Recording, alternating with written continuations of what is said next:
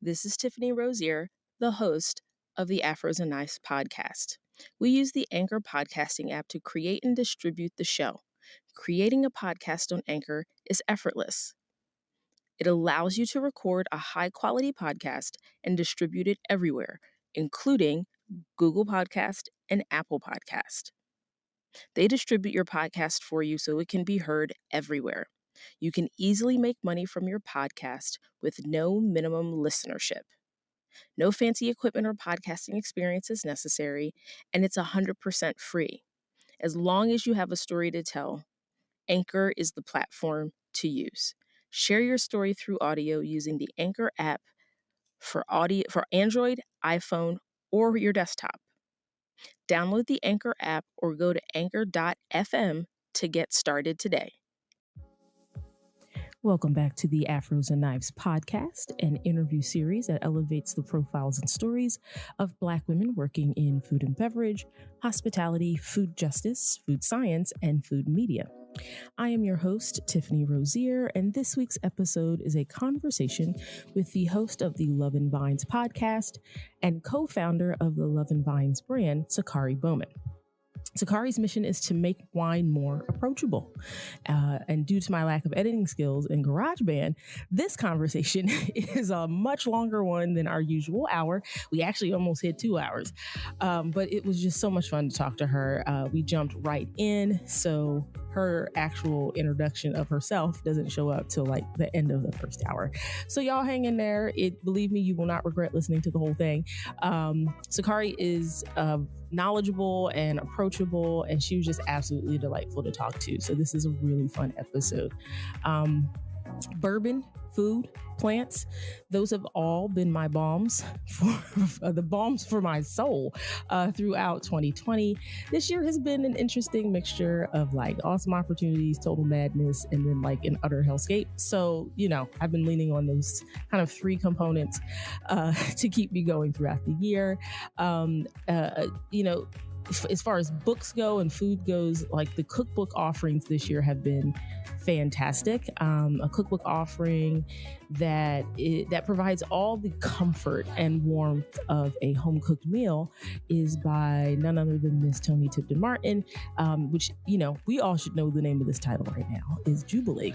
It's a guidebook, a cookbook, and a celebration of the dishes and the cooks at the center of American cooking. So buy yourself a copy and then buy a copy for a friend and then go to the grocery store and cook yourself a very lovely meal. Jubilee is available now wherever you get your hands on your favorite reads. I am currently fundraising for season 4 of the Afros and Knives podcast. For most people who don't know, we're in season 3 right now and wrapping up. And for 3 seasons, every single week, or pretty much every single week, I have worn pretty much all the hats required to produce a podcast. And hopefully it's been a quality podcast that's added some value to you. And so I am playing host and editor and sound engineer and tech support and producer and business manager and PR and marketing manager and so many other things. And while I love what this podcast has become, and I love putting out a new episode and a new conversation every week, I am absolutely burnt out from just doing too much. So I want to employ more help, and that help is not free. So the funding goal is $10,000 or 500 new Patreon members at $20 a month. Hitting that fundraising goal means I am able to bring on a business manager to help me with sponsorship, so we do not have to fundraise for the show. It just, takes care of itself for the most part. I can bring on an editing team. social media manager. It also means that I can finally launch the Afros and Knives video channel. It's been hard to dedicate time to building that when I have really spent all my time making sure that the audio and the delivery of this podcast is a high quality is as high quality as it could be. I want to add, closed captioning to the video channel for those who have hearing challenges, which means transcription, which means having an editing team. So the editing team really will cover a large chunk of the cost, as well as provide a large chunk of the labor. So they do transcription, of course, all the editing, adding all the music and stuff like that. So that takes up, can sometimes take up to 40 to 60 hours a week for me. So it's a full-time job.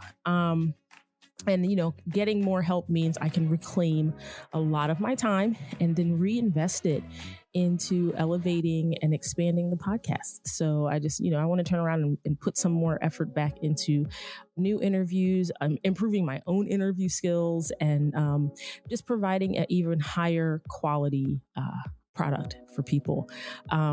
It also gives me some time to finish my degree. Most people don't know I'm actually going to Penn State for my digital journalism and media bachelor's and hopefully master's eventually. So in order to finish that come next year, I need more time. So it just, the fundraiser is to allow me to, again, invest in myself and then reinvest in the podcast. So if you want to help, and I definitely would ask you to consider supporting this effort, you can donate through the funding site directly, which is gogetfunding.com/afrosandknives, or I have PayPal, which is going to be paypal.me/afrosandknives. There is Venmo, which is my first name, Tiffani, Tiffany, with a hyphen, and then Rozier, my last name, Rozier. Or you can go directly to the Afros and Knives website, and it has all of those options there as well. If you decide that you'd rather be a patron and be a monthly supporter, you can go to Patreon, patreon.com/afrosandknives and become a Patreon member. So remember, it's a $10,000 goal or 500 new Patreon members at $20 a month. If you love this podcast and you're just not able to do anything financially, which I completely understand, trust me, you can also support the podcast and support the fundraiser by being sure to just listen to the show and then follow, subscribe, share, and comment. All of those things absolutely help and support. So yeah, as we make progress in the fundraising, I will be sure you can check the Instagram and Facebook and the Twitter, and I will be sure to continue to put updates there. Season 4, I have so much planned, so much. Season 4 will have a couple of special series. One will be focused on Indigenous and Black Indigenous women who work in food and beverage. So interviews with them. There will be a series focused strictly on Black women who work as private chefs. There are so many of us.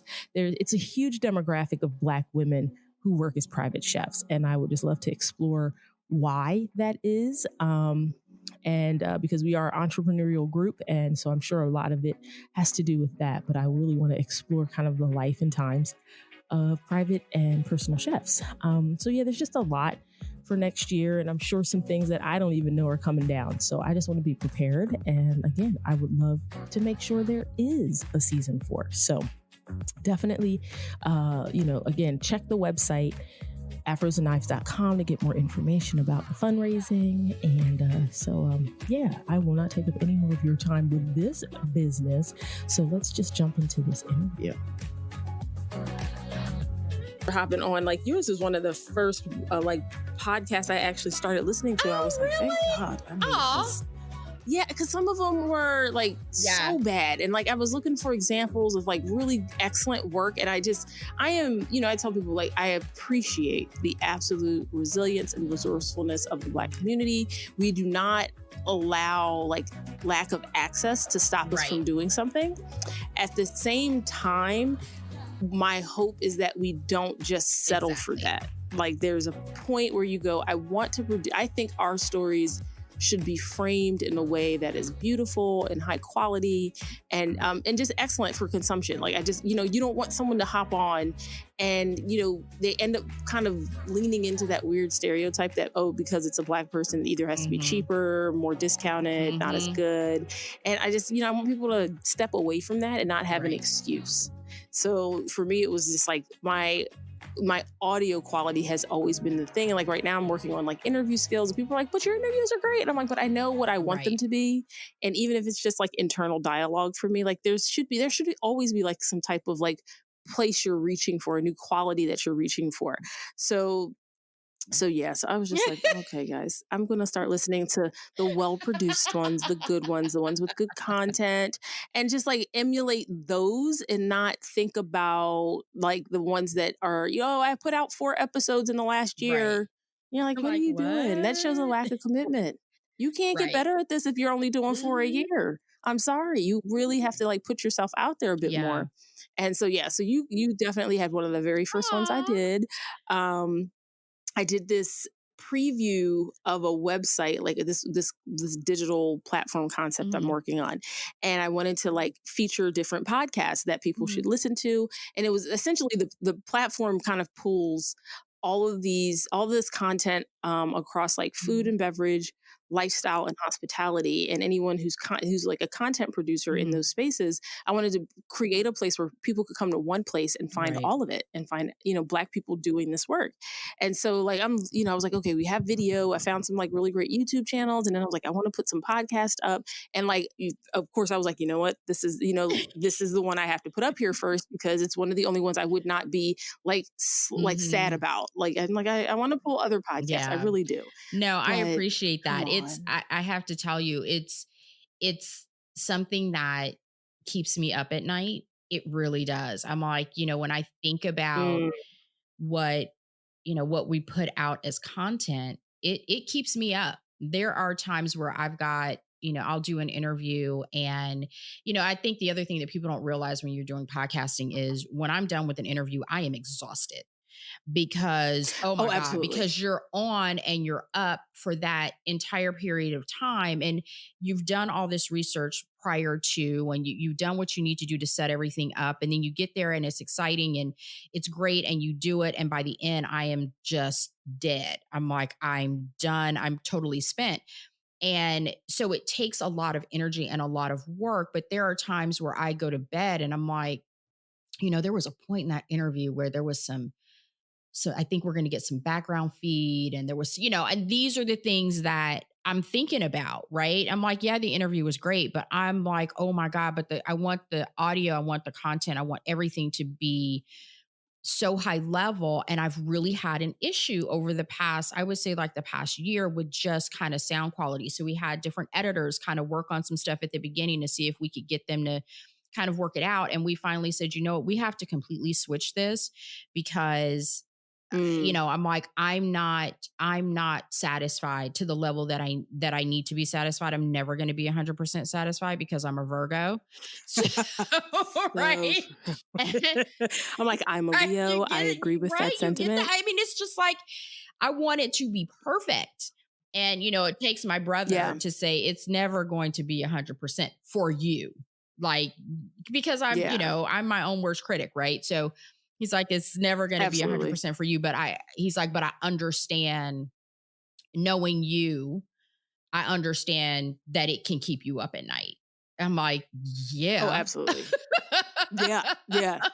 And it's like, for me, I started last summer doing this, and it was such a steep learning curve because I was like, okay, I worked as a graphic designer for 10 years. So I understood like, working in that space for, a little bit, like I understood like Adobe programs. So I was like, okay, did all this research of what am I going to use? And should I hire an editor and all this other stuff? And I'm like, well, I can't really afford to pay anyone. So I'm like, well, I guess I'll be doing this myself. How hard can it be? Okay. I had the same I was like, thought. Like, I'm like, what? I mean, you just like talk to people. Like, you don't realize that at some point you might be talking to someone who doesn't want to talk to you, and you don't you don't know that till they're on, and you kind of go, and I was commenting, a couple of interviews ago, because I decided to do like this marathon interview Mhm. situation, which I don't know why I signed on to do like 20 Oh, interviews in it's 2 weeks, so but here we hard. are. Yeah, that's hard to do that bulk Because I was interview. like, let's just get them Yeah. knocked out. Yeah.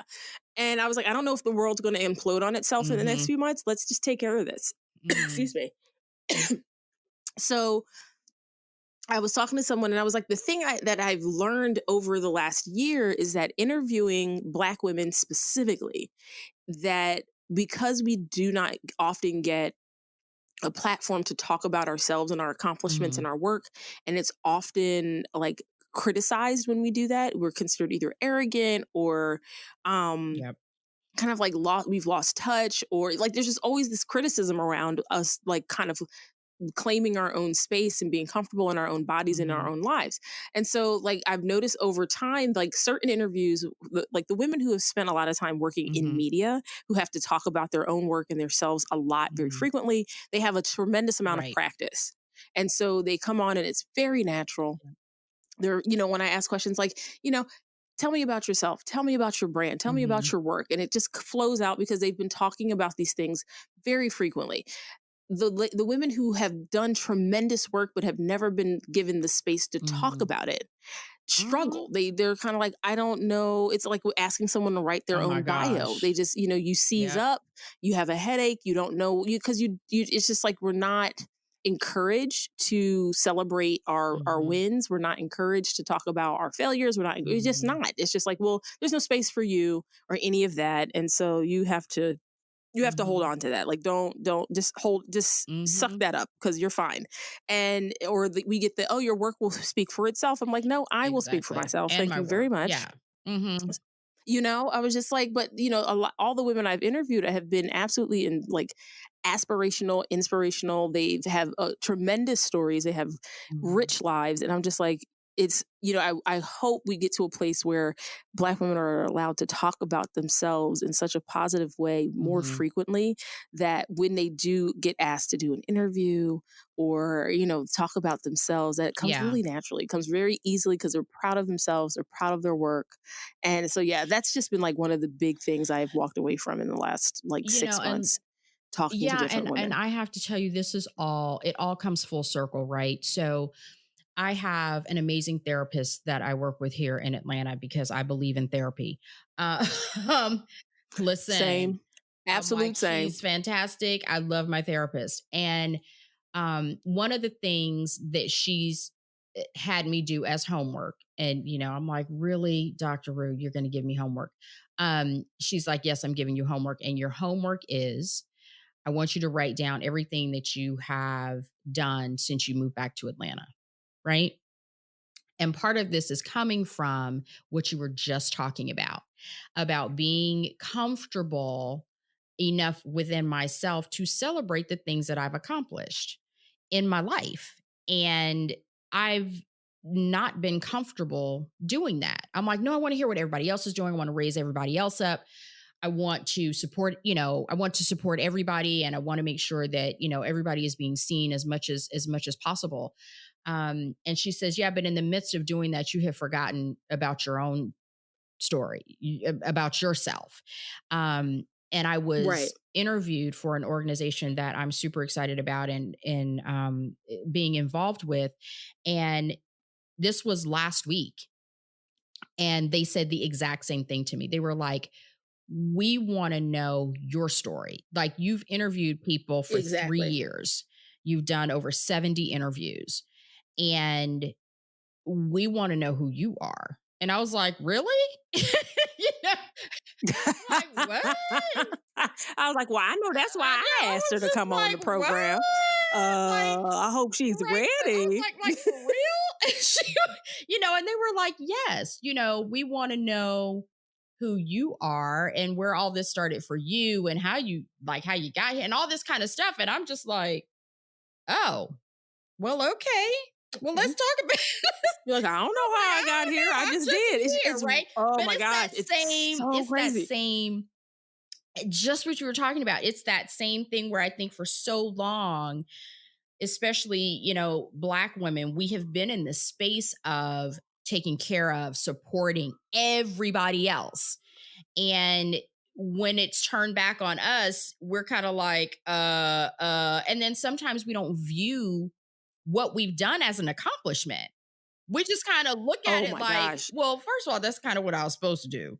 So really, is it all that great? Right. You know, I'm like, Exactly. We do not give out gold no. stars for stuff you're supposed to Right. just I'm like, do. you don't get, it's just like, and I told a friend of mine this the other day. I said, it's like when fathers say they are babysitting their children. It infuriates me. I don't. Because I'm like, first of all, you ain't babysitting. Those are your children. That's your responsibility. You do not get a cookie for that. That statement, I always told them, like, that kind of statement makes my ass itch. Guys, you don't babysit your kids. Exactly like, are you serious right now? Exactly right. So they're like looking for it. You lost your whole because mind. It's something that they're supposed to be doing, but they think they're supposed to get a cookie for it. Like you're supposed to get some kind of accolade for it. So I think, for me at least, it's been one of those things where I'm like, no, see, this is what my parents raised me to do, right? I'm supposed to do these things. And it's funny, I was talking to my mom about it and she was like, yeah, you're supposed to do these things, but you're also supposed to celebrate the things that you do. And I'm like, but mom, it's just kind of, I'm like, it's just what I do. She's like, oh Lord, what has happened? What have I done? Right? Yeah. I'm like, because my mom is that person. I told her at one point, I was like, Mom, we are going to have to organize like a Catholic Jubilee for you. Because she really is a big fan of like accolades and like gifts and gifts of gratitude for the things that she's told you that she told you so. And so like that a lot of times she's I did not learn that kind of like self-deprecating energy from her, because she is all about all levels of accomplishment, great and small, and she will hype herself up. And it's just like, nope, I did that. I woke up this morning and did these dishes, and I did. And I'm just like, okay, well, like, why are we throwing a massive parade for that stuff? She's like, look, girl, let me tell you. I was like, oh, okay. Apparently I did not get that I didn't get, and I told her, I was like, I didn't get that memo, Mom. Like, it was just, these are the things that you do. And she said to me, she says, you know what? Part of that is because of what I did, when you guys were growing up, right? So my mom and dad were married for over 20 years before they divorced. But, my mom was like, she worked, my dad worked, my mom came home, my dad worked later hours than my mom. So she came home and she did all this stuff. And, she was progressing at her job and her career was expanding and growing, and she's doing all these things, and she didn't celebrate it either. So as I'm, striving and achieving different things within my life and in my career, she's celebrating me, and I'm looking at her like, this is like, you showed me this is what I'm supposed to be doing. Like, and you told me this is what I'm supposed to be doing. But that's that piece of, you also need to celebrate what you're doing. She's celebrating me, but I didn't know how to celebrate myself. Right. Exactly. And that's tough. That is hard, because you have to like it, celebration of like accomplishment is directly connected to like the value of a person. Somehow we've married those two concepts. And so and then of course the value conversation means like, now I have to look at what I do and like think about it in a transactional way, which is not what I wanted to do. Like, I'm not doing it in exchange for anything. Like, I'm doing it because it's something I want to do. I'm compelled to do. And so, because even now when people are like, oh, your podcast is great, I'm like, thank you. Yeah, you right. It's like, you right. Okay, yeah, cool. Sure. I'm like, and then because the minute someone says it, you go, there's 19 things about the last episode that I would absolutely change. You're lucky I'm just not burning the whole thing to the ground right now. We are spirit sisters, because I'm telling you right now, that is the same shit that goes through my head. I'm like, I was out, and this has happened to me a couple of times, and every time it happens to me, I flip out internally. I'm like, what the hell? I was in Dillard's over by Atlantic Station, for those that are familiar with Atlanta.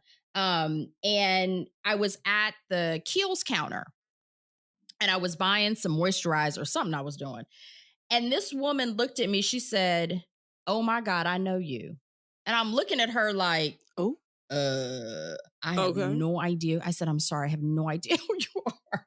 She's like, you are? no, Okay. you have that podcast called The Color of Wine. It is such an amazing podcast. She's like, I've learned so, and I'm looking at her like, I'm sorry, what? Like head is spinning. You didn't grown a fourth head. You're just looking at her like, I huh? said, what? She was like, what? That's you, right? You're Sukari. And I was like, oh my God. So the guy at the kills counter, John, who I know by name, which is so crazy, but he's so nice and helps me all the time. He looked at me, said, see, I knew you was famous. I was like, don't even play with me, sir. I am not famous. I said, famous, okay? Like, this right here, this whole interaction right here is freaking me out because I don't think of it that way. I think of it as I am providing this platform for people to tell their stories. I'm helping them to put themselves out there. That is me. So I'm like, I'm not thinking about this from the perspective of somebody's going to walk up to me and know who I'm like, I'm sitting behind a mic. Like I have a social media. So if you follow me, you know what I look like, but I'm like, I just don't think about it that way. But I think with that, there comes a level of this space of authenticity that happens because we're not thinking about it from that perspective, right?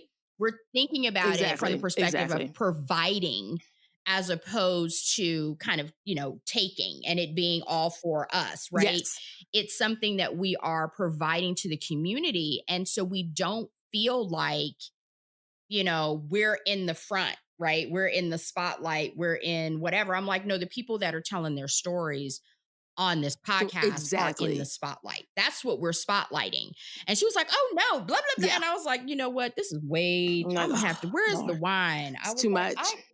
You're like, okay, you're doing the most. It was so uncomfortable for me. So I go back to my office and I call my brother. I'm like, you're never going to guess what the hell just happened. And he was like, are you okay? I said, yes, I'm fine. But let me tell you what just happened. I told him. Wow. And then you tell a story and they're just kind of looking at you like, what is the problem? So what's the You're issue? like, I said, do you understand? I said, how weird that is. That is so, and then I'm like, I usually end up with this added pressure. It's like, well, now I have a face to one of the people. Look, I'm like, now I know I have an audience. I know y'all listening. Like half of me is still thinking, okay, maybe only 4 of y'all are out there listening and it's not a big deal. But now that I know for a fact that somebody can clock me in the streets, okay. It's crazy as hell when that happens. I was like, whoa, this is really, really weird. Right. But I'm like, did I say anything crazy? You got to go back and think, what did I say? Have I been talking crazy? Somebody needs to tell me. So I had to tell my family, I was like, y'all need to listen to my damn podcast. And this is funny because I have an uncle that listens to my podcast and he will tell me, he's like, Sukari, that was a great podcast. That was a great story. That was really, really great. I'm like, okay, I know he will tell me, girlfriend, because he's a pastor. So he will tell me, okay, got you. Okay. Way over the line. And then, you have to kind of balance that. You look at that perspective and balance them from where it's coming from. But I was like, you guys I need people to tell me that I'm crazy or something's not right or something's off or whatever. So I have, really good friends that are now, that are listening to it and that are invested in it with me. And they're like, no, it was great. And I'm like, no, it was. And they're like, no, it was great. And I'm like, okay. I'm like, something has to be wrong. Like something has to be. It's not perfect. And they're like, yeah, but that's your thing, right? But it's that thing of, it's that space of being okay, celebrating yourself. And as a Black woman, for me, it's just not been something that it wasn't ingrained in me, I guess. To do that. It's just, this is, you have a level of excellence that you are supposed to achieve. That's what was ingrained in me. So then when you go and you're doing all these amazing things, it's like, yeah, because that's what I'm supposed to do. And then when people want to stop and celebrate I'm just like, that's just good for what? Okay. I'm like, that's just the standard I have grown accustomed to because that's what was demanded of me. Like, I don't expect to because I remember there was a point where, um, because my dad's a singer, my mom sings, and then so at some point I used to find myself in these spaces where someone's like, "We need background vocalists. Do you think you got time?" And I just be looking at them like, "Well, who told y'all that I did any of this?" Well, your cousin, and I'm just like, see what happens. Family. So I would do something, and people would be like, "So why don't you sing?" And I'm just like, "Look, if I can't like sit out here and do the damn thing like Whitney and like I know I got high expectations of myself, but if I'm not out here like striving for that level of excellence, I'm not going to do it. Like if I can't forecast myself throwing 120% into something and like being proud of the work on the other side, like I just don't fancy myself doing that. I'm just like, nah, I'm cool. There's because in the end, I don't love it enough. Right. To like let myself get beat up for it and like to strive for something and have sleepless nights around it if I'm not going to like really gain like, you know, a level of excellence from it. So I figure, you know, there's plenty of other people in the world who sing beautifully, who love to sing, and that's what they want to do. And I just like, why am I going to take up space where they could be? I'm not going to do that. So like something like this, I was like, well, this is, you know, I stopped and started doing a podcast probably 3 times. I was in Philly at one point and I tried to like, my mom had been doing this radio show through a platform called Blog Talk and she loved it. And she was like, yeah, you know, I have so many listeners and have this huge audience. I'm like, oh, that sounds great. And I just didn't think about it. And then at some point, I had the same thought. I was like, I don't see any Black women working in food, no matter how long I've been in it. And so I started to seek them out. And I was like, you know, we should probably interview these ladies and like put their stuff out there. So I think I managed to do two interviews. The sound quality was absolutely terrible. Like the first one I did was with a young woman named Natasha, and she wrote a book. I want to say it's called The Color of Farming. I'm probably not saying that right, but she was super gracious. She was, you know, she's recently like she's been married and she's had a child already, and she runs a farm, and like raises flowers and like she's doing this really beautiful work.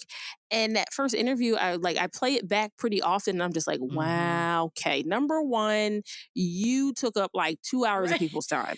Number two, half of that sound quality was trash. Like, what were you doing? And I was like, but you didn't know what you didn't know. So like chill. And so like now I'm just like, I would love to get that moment back. I was like, you know what? I'm going to try to interview her again. And now at least I know more. And you just go back. So it definitely, just go back. You just go back. And I just, you know, for me, I like to, and I definitely, I'm with you on that idea. Like I celebrate other people heavily. I just find I find other people more fascinating. I find their stories like curious and interesting. And so I always want like, okay, yeah, you should talk, you know, the world should know about this. The world should know about this. And then people are like, I'll get to the end of an interview and they're like, thank you so much for what you're doing. You know, this podcast is just a great platform. And, you know, it's just really incredible work. And I'm just like, what? What are you even saying talking about right now? Okay, I appreciate that, but I'm like, you know what? I mean, I just sat here and asked some questions that I was curious about, and I let you answer, and that was it. Like, with no real labor involved here. But then I had to like step back a minute because I had a friend who was like, Tiff, like, no, the work you're doing is great. Like, you should really acknowledge that because then at some point you come off as ungrateful. Yeah. And it becomes insulting to people because they're trying to tell you like the labor you're putting into this is valuable to them, and you keep talking it down and saying that it's not true. And so I was just like, I had to check myself and go, wait a minute. Okay, you're not sitting here wasting your time, and you're not, you find what you're doing to be important, even if you aren't a fan of like the results all the time. Like what you do is important. And I, you know, like that has been a very distinct lesson I've learned over the last years. Like sometimes everything that is good isn't always important, and everything that is important isn't always good. And so you have to like let go of all of those expectations and let it be what it needs to be. So yeah, so I'm literally sitting here. I hit the record button like 25 minutes ago, and I'm like, we haven't done an intro. Nobody knows who I'm even talking to right now. And look at you, 25 minutes in, and I was just like, wow, we're going to eventually get to the regular interview portion of this, and it's going to be all right. It's going to be all right. Because it was like, I was like, okay, this is cool. We can just jump right on in this bad boy. I am all This is just good. what happens. It's all Exactly. good. And I did this make a very conscious choice to like whatever outside of like really egregious sound issues, like whatever the interview turns into, I just decided to let it ride. I was just like, you know what, Tiff, this is you. These are your guests. This is how you wanted this to go. You know, this is you encourage people to be informal and relaxed and be themselves. And, you know, because most people who are being interviewed, most of the ladies being interviewed are being interviewed for like magazines and like, you know, publications. And so it's a little bit more formal. And I'm just like, no, I just want to just talk to you. I want to know, like, if I met you at a party or at an event and we ended up just chatting for 20 minutes, like, what would you say to me? And that's the energy I'm trying to like convey to people when they're listening. I think it's working so far. I think people know like that's the intention. I hope so. I think it is. And I tell you, I feel extremely comfortable. And I have to say it's different being on the other side of the mic, right? It's different being on the other side of all this because it's, you know, at first I'm, you know, kind of setting up my stuff and plugging everything in. And I thought, I was like, you know what? I can just be free to chat because I don't have to do nothing. I just have to plug my stuff in and be able to I'm on the other side of this. So I'm going to get me my bottle of rosé and I'm going to sit up here. I was like, and this is just going to be what it's going to be because this is dope. Look, I encourage all types of libation consumption during these podcasts. So whether you are doing, if you are an interviewee or whether you are listening, I say go ahead and pour you a little something and do it this way because I find it to be infinitely more entertaining if you got a little like brown liquor or some wine and you are good to go. There was one interview that I did where I had a martini. I was like, it's just been that kind of day for me to get from, you know, my 9 to 5, my first investor, right, is what I call it.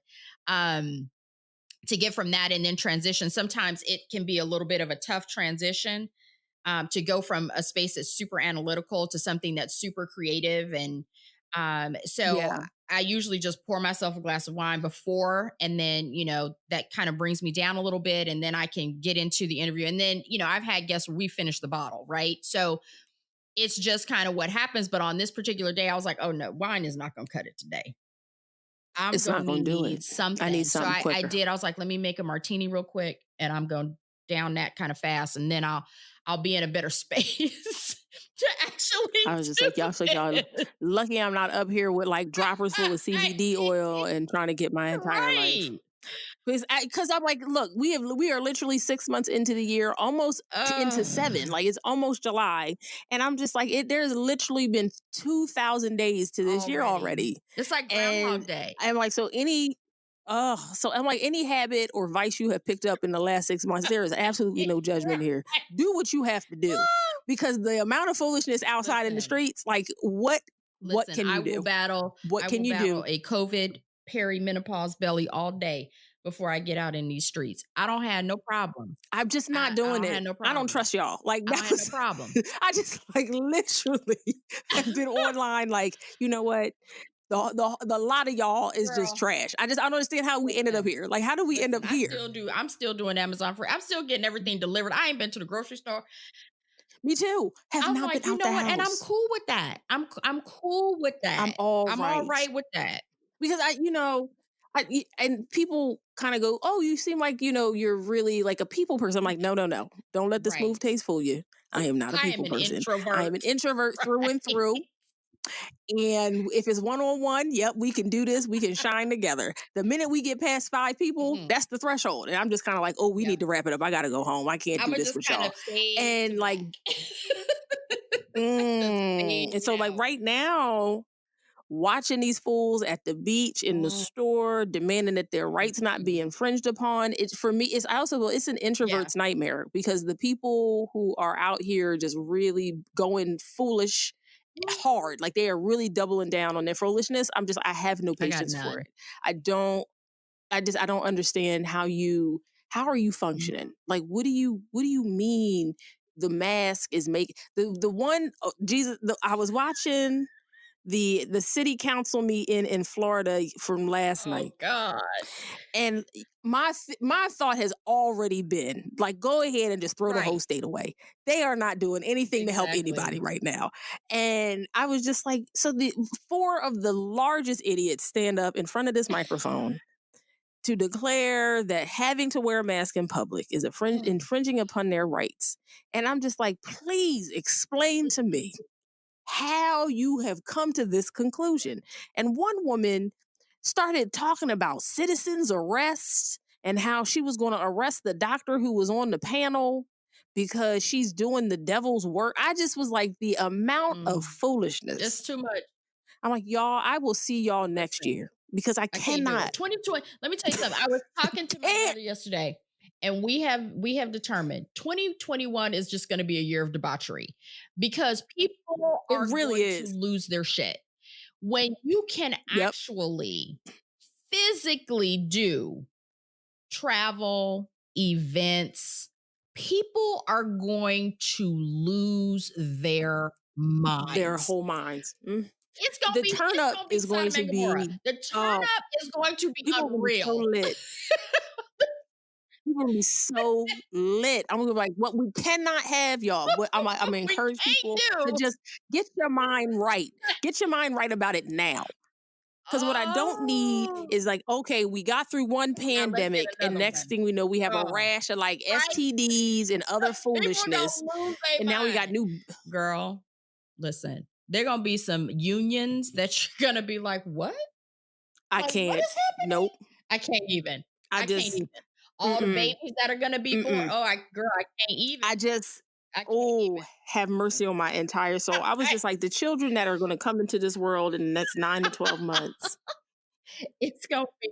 To parents who have not been outside in like a year. Help me, like, make it make sense, y'all. This one woman stood up there and talked about how they were the city council in their efforts to help, flatten the curve and encouraging people to wear a mask, that we were turning our backs on our God-given, oh Lord, what does she call them? Our God-given ability to breathe, some level of foolishness in there. So like she was saying that we were insulting our lungs and therefore insulting God because we were wearing a mask. I was like, ma'am, no one said to stop breathing. What are you even what? See, it's folks that are like, it's folks that, it reminds me of folks that don't believe in therapy. So here's the thing. So I heard very early on, not very early on, but earlier in my life, I was at a church service up in Harlem. And I won't say the church, even though, and I won't say the pastor's name. But anyway, I'm up in this church and I'm sitting with a couple of my girlfriends. And we were going to go to church and then we were going to brunch. And I will say it's a Baptist church. So we're sitting up there. The pastor's Black. Service is going really well. Pastor comes on to give his sermon. And the pastor then says basically that if you are suffering from depression, it means you have no relationship with God, or your relationship with God ain't right. Okay. Now for someone who has suffered from depression as a result of PTSD and all this kind of stuff, I stood up. I was like, you know what? And my girlfriend was like, Sukari. I was like, listen here, what you not going to do is tell me. No, sir. That I was like, and I'm looking at the women that are there with me, my friends, and I'm looking at them. I'm like, we have all battled depression. What the hell are y'all doing still sitting here? How are you supporting this? So I'm getting ready to leap up out the pew. And one of my girlfriends, she touched my hand. She was like, Sukari, I feel you.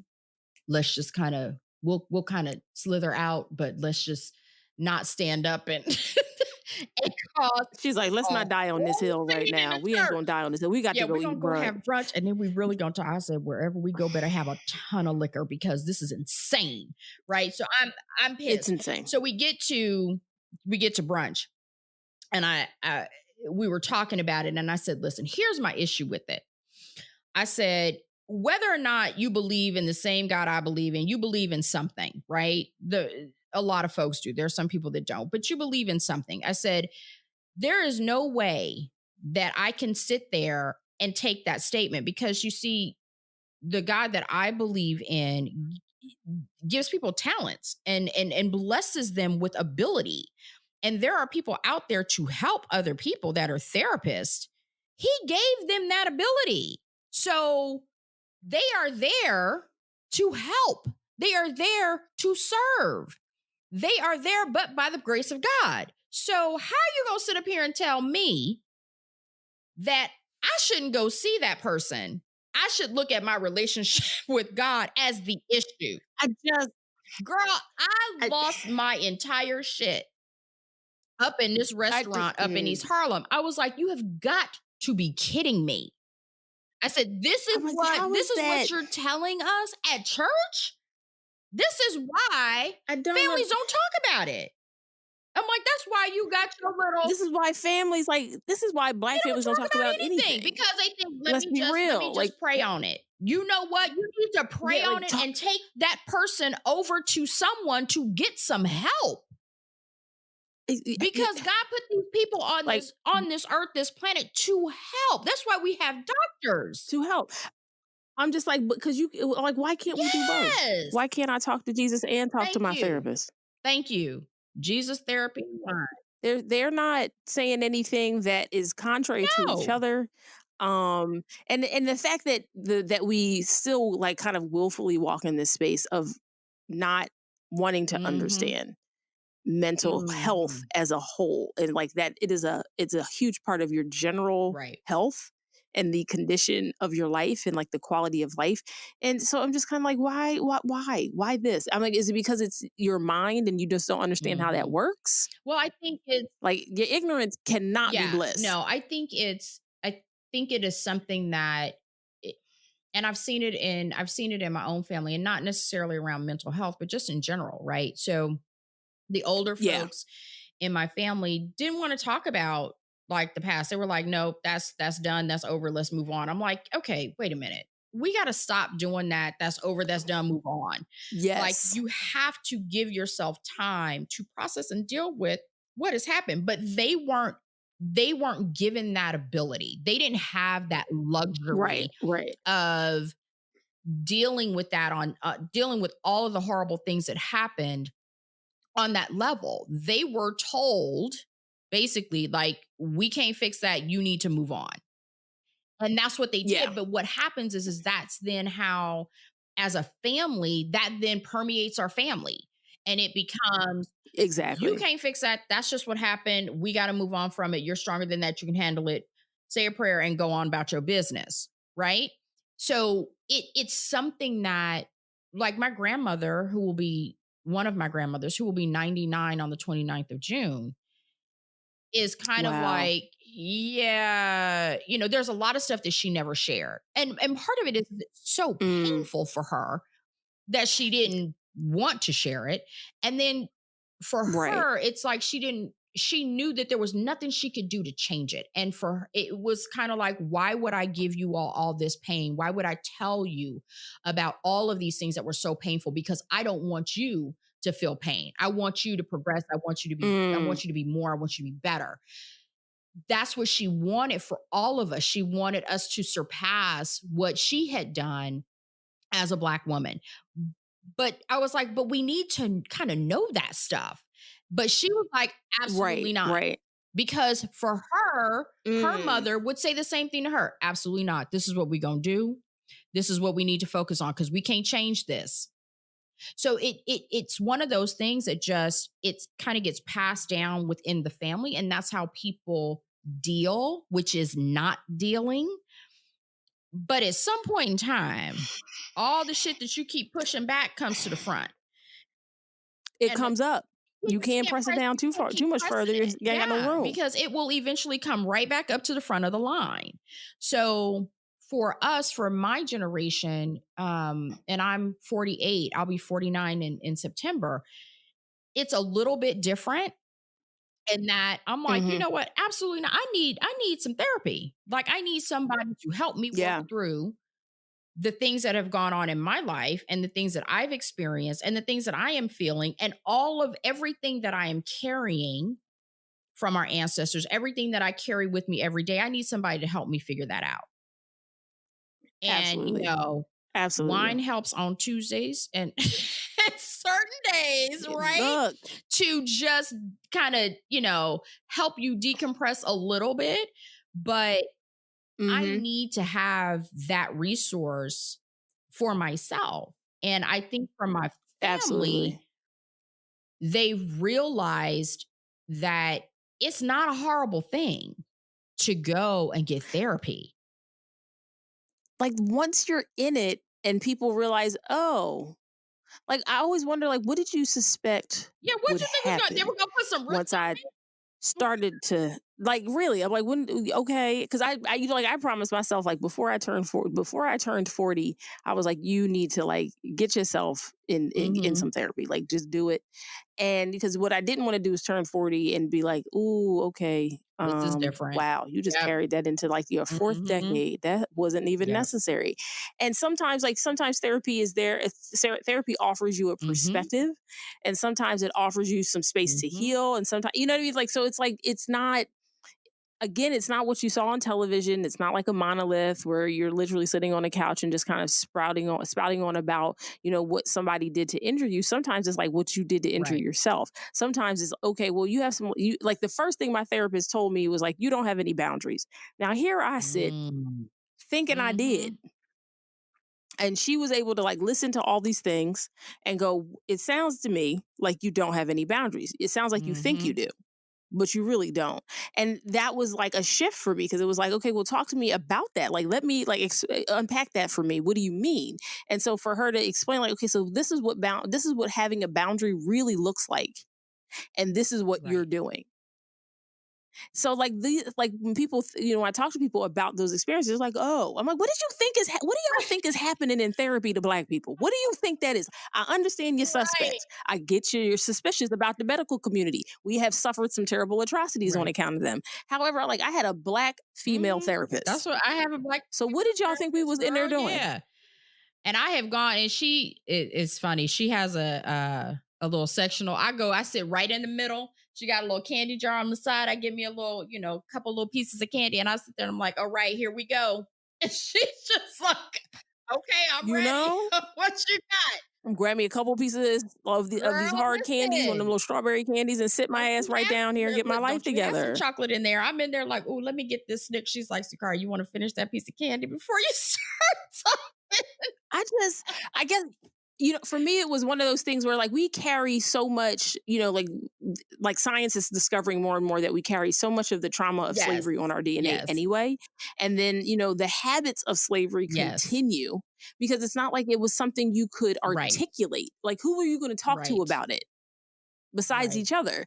And so as we've carried on over time, the approach has been, well, it's, are you Right. dead? No. Okay, then it can't be Right. that bad. Like it's really like that's kind of like the Right. comparison. And it's like, well, I'm not dead, but I'm not living Mhm. either. So how about we talk about Mhm. that?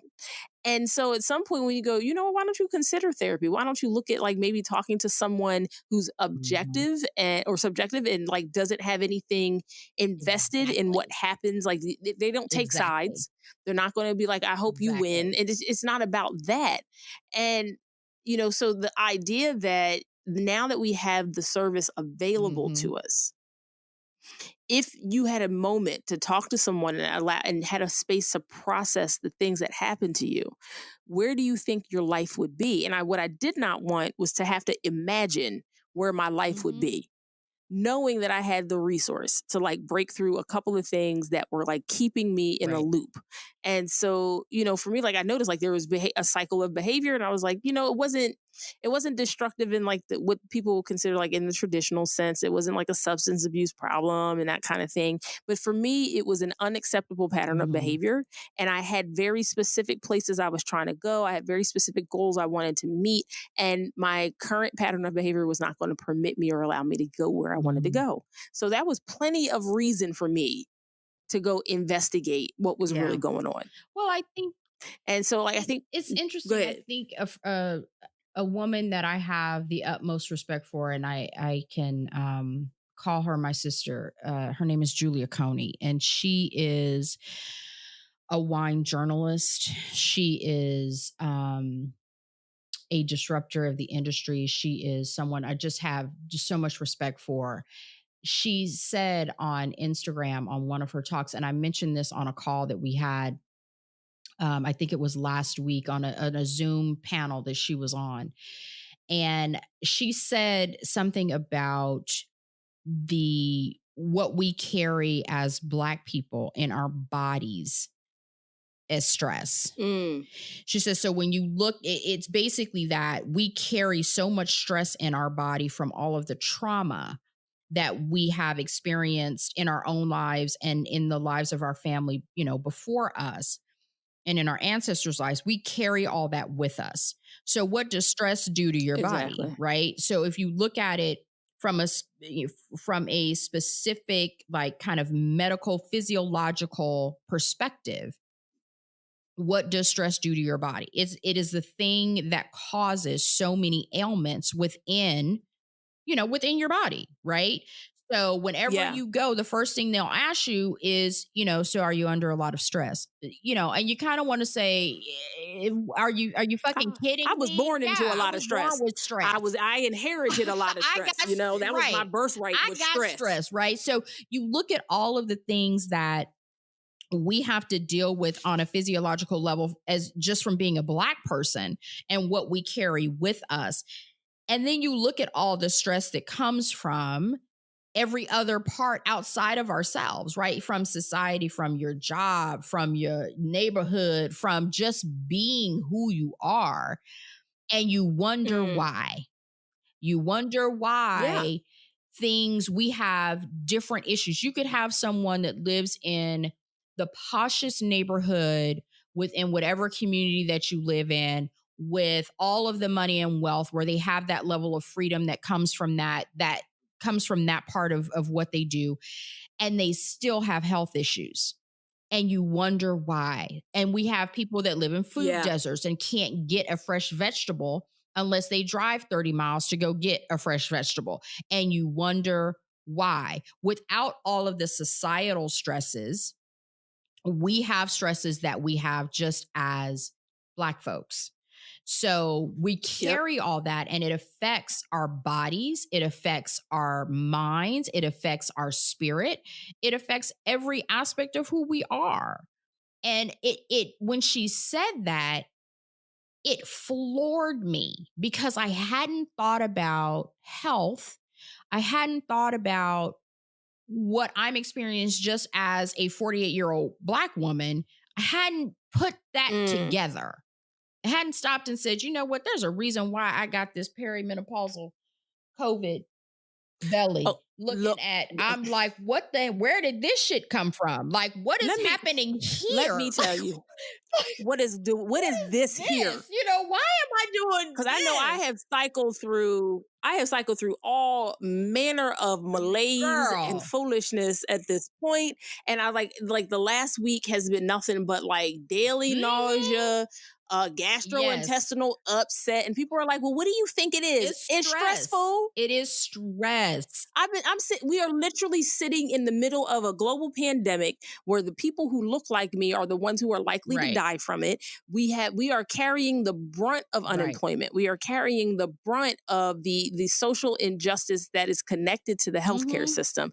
We know that, there are a lot of Black bodies that are now in the ground because they went to the hospital and tried to get a test for COVID-19 and were told there's nothing wrong with you, or it ain't that big a deal, because that's how we're and that's because that's how we're typically treated in the medical community. And then on top of that, all of a sudden, everybody decided to have a global uprising, because we were not going to see another Black man get shot down or choked out in the street collectively. Like, that kind of trauma is just repeated all the time. So, like, excuse us if we exhibit the symptoms of leaky gut, ulcers, PTSD, strokes, heart attack, diabetes, like all those stress-related illnesses. Like, pardon us while our bodies try to figure out how to process the constant daily trauma of being a Black person living in this full-ass country.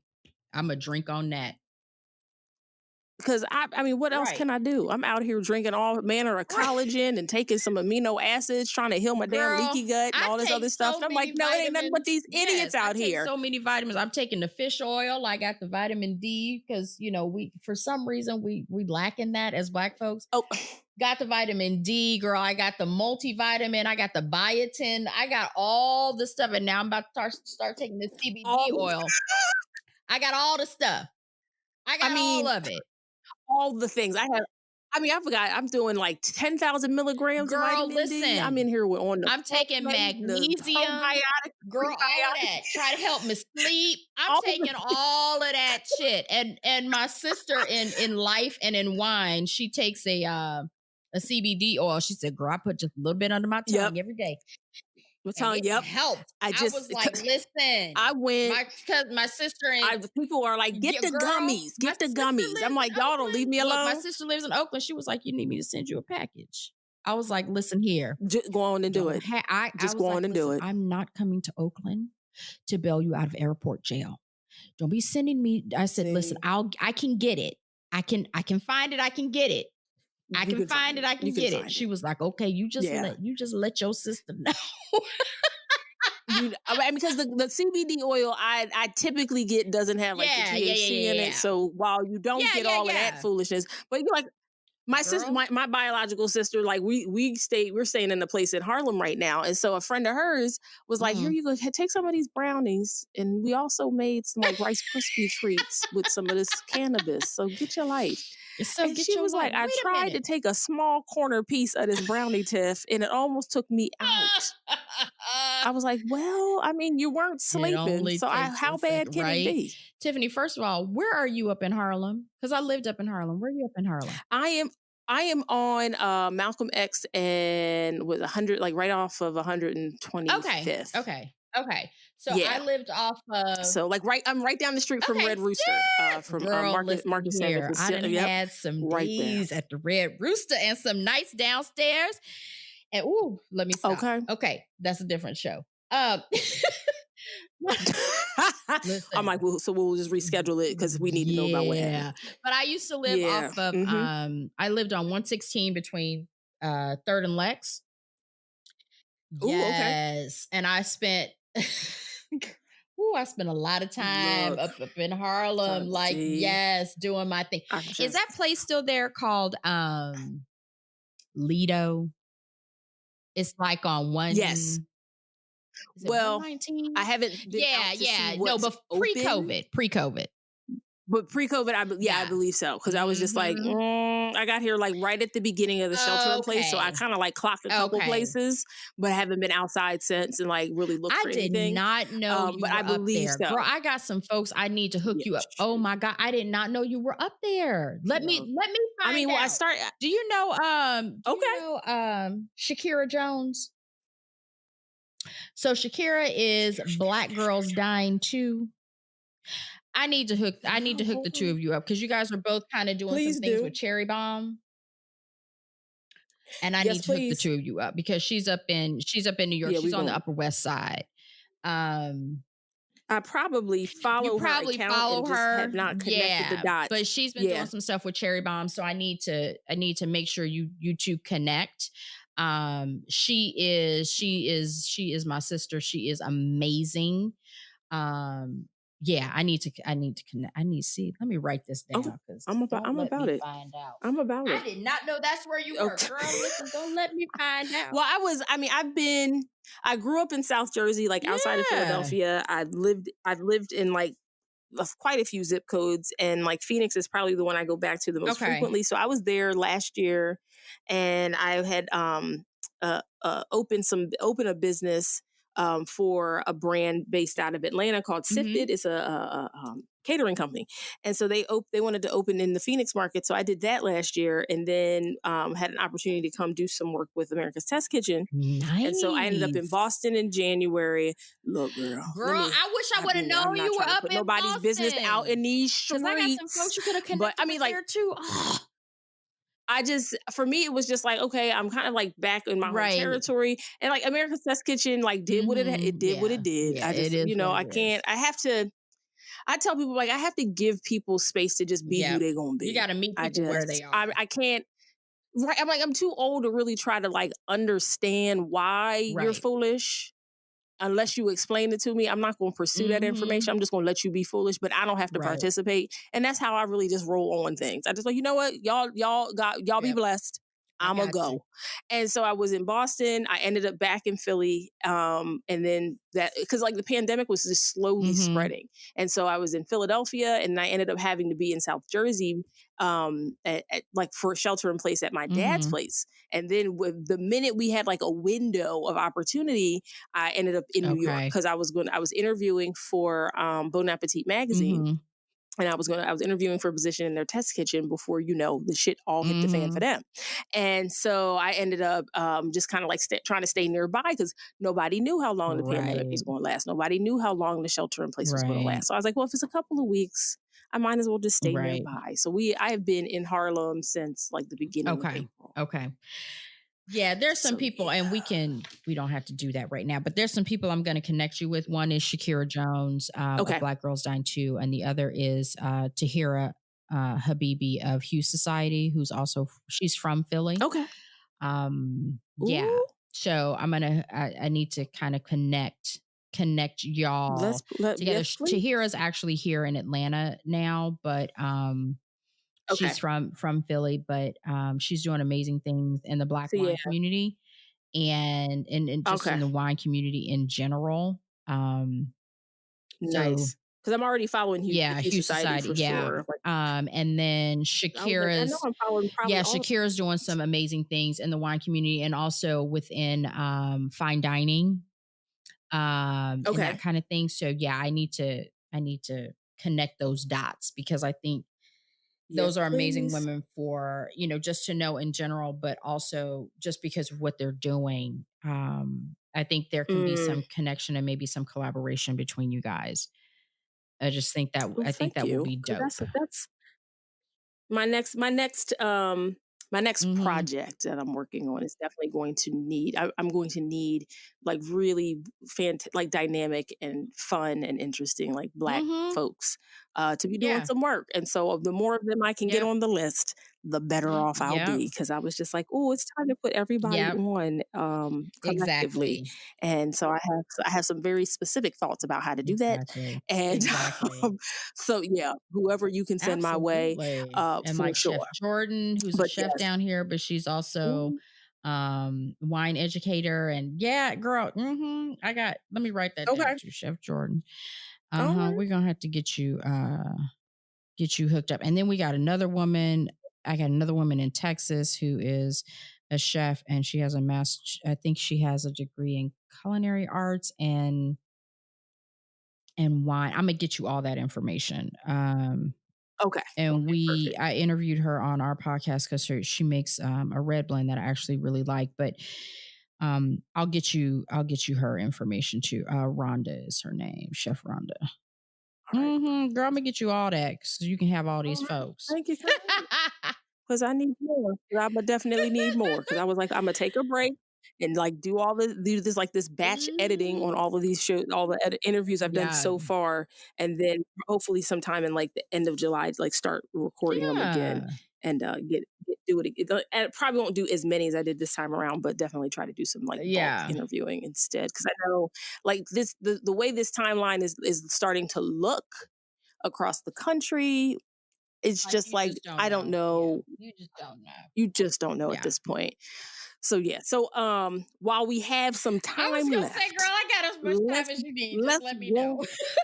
Okay. I was like, let's go on ahead and like at least tell the people the important information they need to know, like who you are, where you at, what you do, how you do what you do, why you do what you do, all those things. And then we'll see what happens after that. So I am, my name is Sukari Bowman, and I host a podcast called The Color of Wine, where I put the spotlight on people of color in the wine industry. And, I am just a little Black girl from Southern California who has grown up to be a pretty amazing woman, if I say so my damn self. And my journey with wine started when I got out of college. Growing up in Southern California, wine was always in my house, right? My mom drank wine, my aunts drank wine. I always wanted to be in the room with them when they would get together because we spent a lot of time together growing up. And, every weekend it was at somebody's house, right? And all of the aunties and the moms would be in the dining room drinking their wine, and the dads would be outside drinking their brown liquor by the grill or playing basketball or whatever they were doing. And I always wanted to be in the dining room or the living room with my aunties and my mom, while they sat there and drank their wine and talked and laughed and all that kind of stuff. So I grew up with it in the house. And once I got out of college, I started to attend these dinners because of work. And I'm in real estate finance on the commercial side. And I was working for a local developer here in Atlanta after I finished school, and I would go to these client dinners, and I'd be sitting there at the table and they would be pouring wine and ordering wine. And I was like, I don't know what in the hell they're ordering or really what I'm drinking. And I went to college in New Orleans. So I was like hurricanes and amaretto sours. And, I wasn't really drinking wine in college. And, I would have my Boone's Farm. Don't get it twisted. I would go to the K&B and get some Boone's Farm, then go to Popeyes and get a 2-piece with a biscuit and a cup of ice. Ooh, and I would put the Boone's Farm in the cup of ice. And that was my wine experience in college. So I, was attending all these dinners, and people were ordering wine and asking me what I was drinking and whatever. And I was like, I don't know what to do. And I asked my mom.